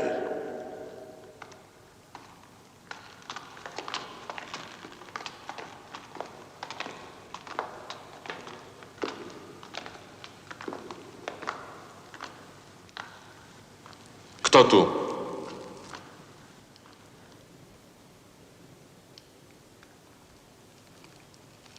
A co? Czy mylił się mu jasnowidzący?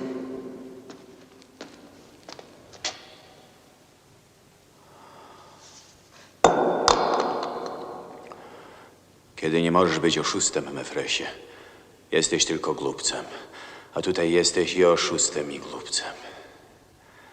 Oszustem, bo wmawiasz, że ten lot ma dar podwójnego widzenia. A głupcem, bo myślisz, że ci wierzą.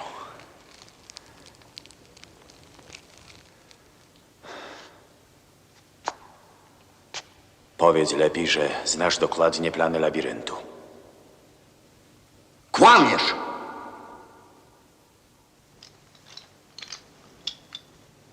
Ja jestem tutaj, bo znalazłem plany w świątyni Seta.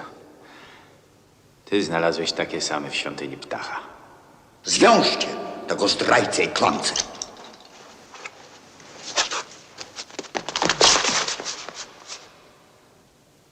Mefresie, ty do śmierci zostaniesz głupcem.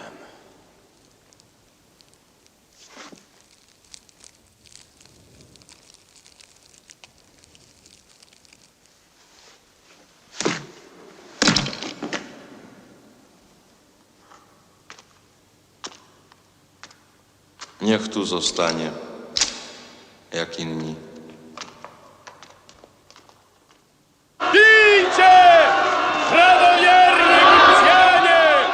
Pijcie! Za zdrowie Pana naszego! Pijcie! Prawowierni Egipcjanie! Za zdrowie Pana! Oby żył wiek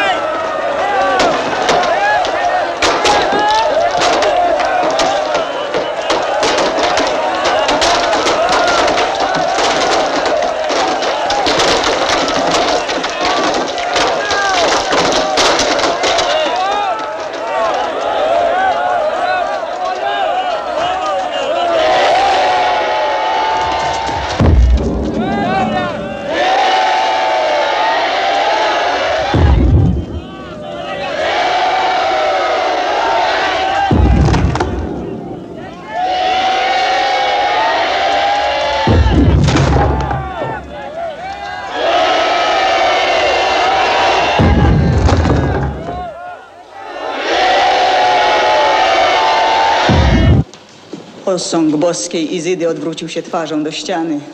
Woda w pałacu poczerwieniała jak krew. To jeszcze jeden dowód, że w pałacu mamy zdrajców. Lud placze, że wojska twoje wkroczą do świątyni, wtedy na Egipt spadną wielkie nieszczęścia. Większym nieszczęściem jest zuchwalstwo kapłanów. Bądź miłosierny. Pamiętaj, iż gdybyś ich zubożył i rozpędził, zniszczyłbyś mądrość, która nad inne ludy wyniosła nasze państwo. Ja nie chcę krzywdy kapłanów. Nie drażni mnie ich rozum ani pobożność, ale nędza Egiptu, który wewnątrz chudnie z głodu, a na zewnątrz boi się asyryjskich pogróżek. Ramzesie, tyś jest mój syn i pan najdroższy. Wypędź złych doradców, którzy cię namawiają do znieważania świątyń. Jeszcze masz czas.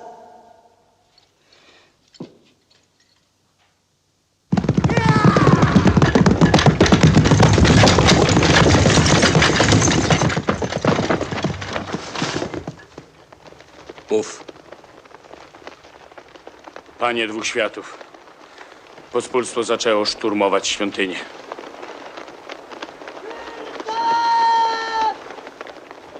Wydajcie rozkazy. Niech wojska zajmują świątynię. Do południa muszą być zdobyte.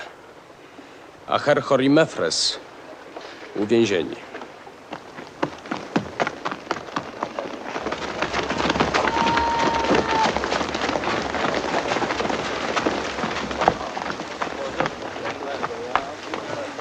Wasza świątobliwość.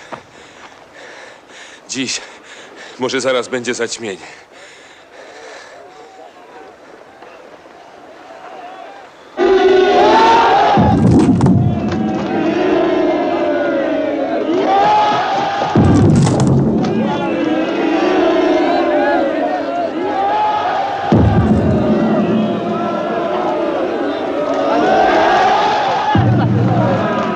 Opamiętajcie się, bezbożni!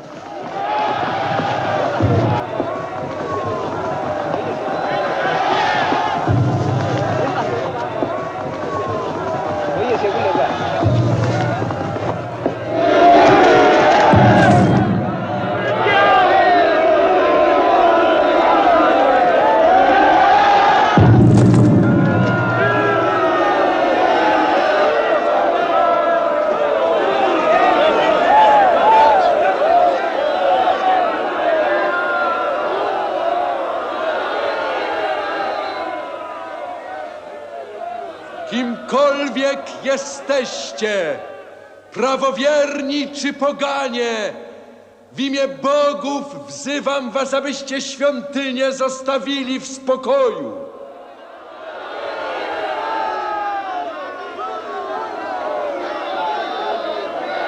Otwórzcie bramę! Chcemy wiedzieć, jaką zdradę plujecie przeciwko naszemu Panu! Dajcie złoto labiryntu! Synu mój, upadnij na twarz i proś bogów, aby przebaczyli ci świętokradztwo. O ty proś bogów, żeby się zasłonili! Lecz kapłanami!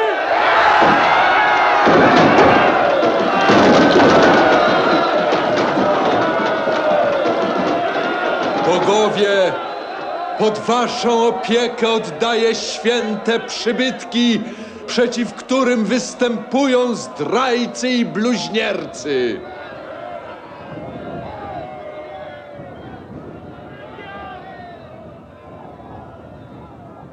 Odwracam oblicze moje od przeklętego ludu i niech na ziemię spadnie ciemność.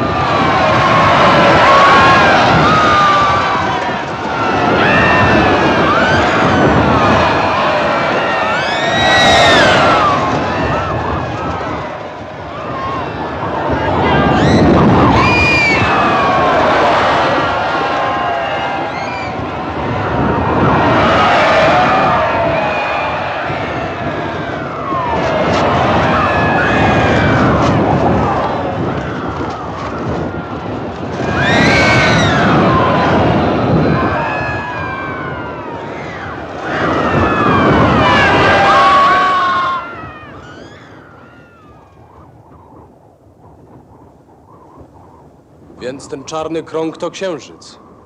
Tak powiadają mędrcy. I ciemność zaraz się skończy? Z pewnością.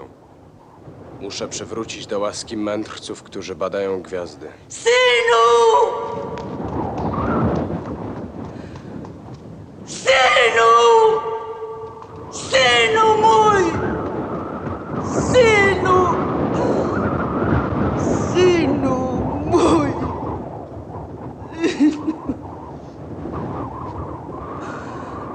Na dzień Ojca Twego, na nasze bogi, zaklinam Cię, ukosz się, proś bogów o przebaczenie. Synu, Ukoszcie się! Ukoszcie się! Ukoszcie się, bezbożni! Ozrysie! Ozrysie! Ozrysie! Po trzykroć niech będzie chwalone imię Twoje.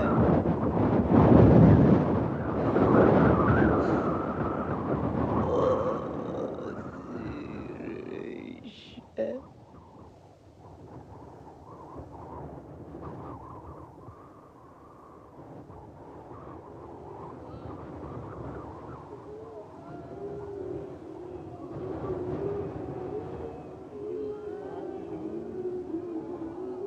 Ozirysie, ulituj się i okaż oblicze nieszczęśliwemu ludowi. Po raz ostatni wysłucham modlitwy kapłanów, bom jest miłosierny.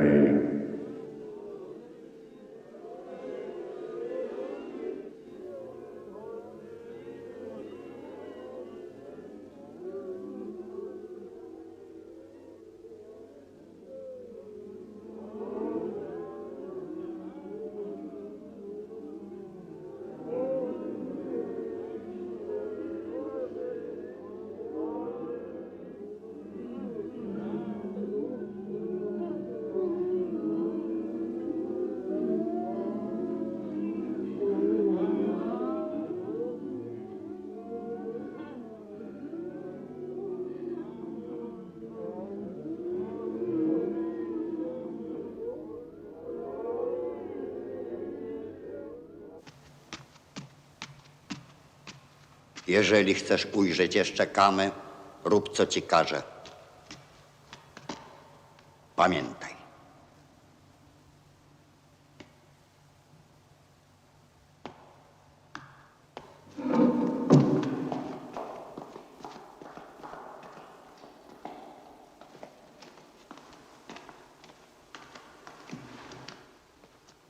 Kto wy jesteście? Dozorcy labiryntu. Byłeś święty mężu w labiryncie i znasz jego plany, tak samo jak my. Jesteście nasłani przez...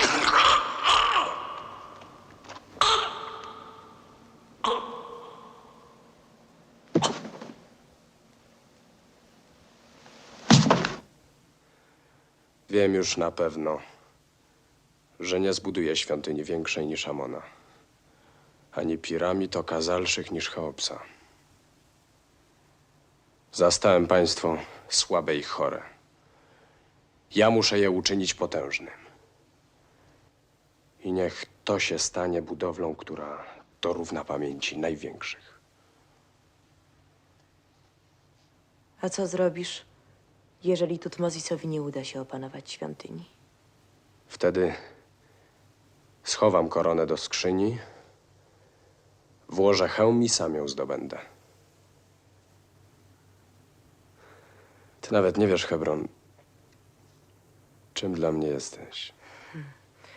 Po ministrach i generałach. Chciałbym mieć tyle dłoni, ile jest liści. Ile kwiatów, tyle ust. Aby w jednej chwili móc pieścić twoje oczy, stopy, piersi. Jak na władcę, którego tron jest zagrożony. Myśli masz dziwnie swobodne. Chwila pieszczot więcej warta niż rok władzy.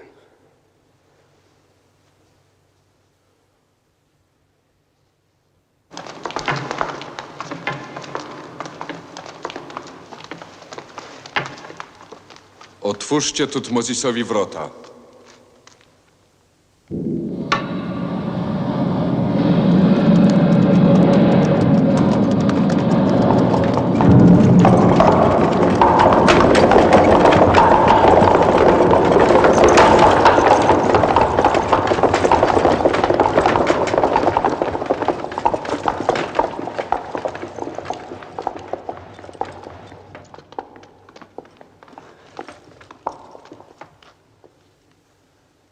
Herhorze, arcykapłanie Amona Tebańskiego, jesteś oskarżony o zdradę państwa.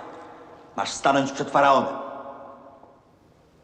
Jeżeli młody pan chce się dowiedzieć o celach polityki wiecznie żyjącego Ramzesa XII, niech się zgłosi do Najwyższej Rady Kapłanów.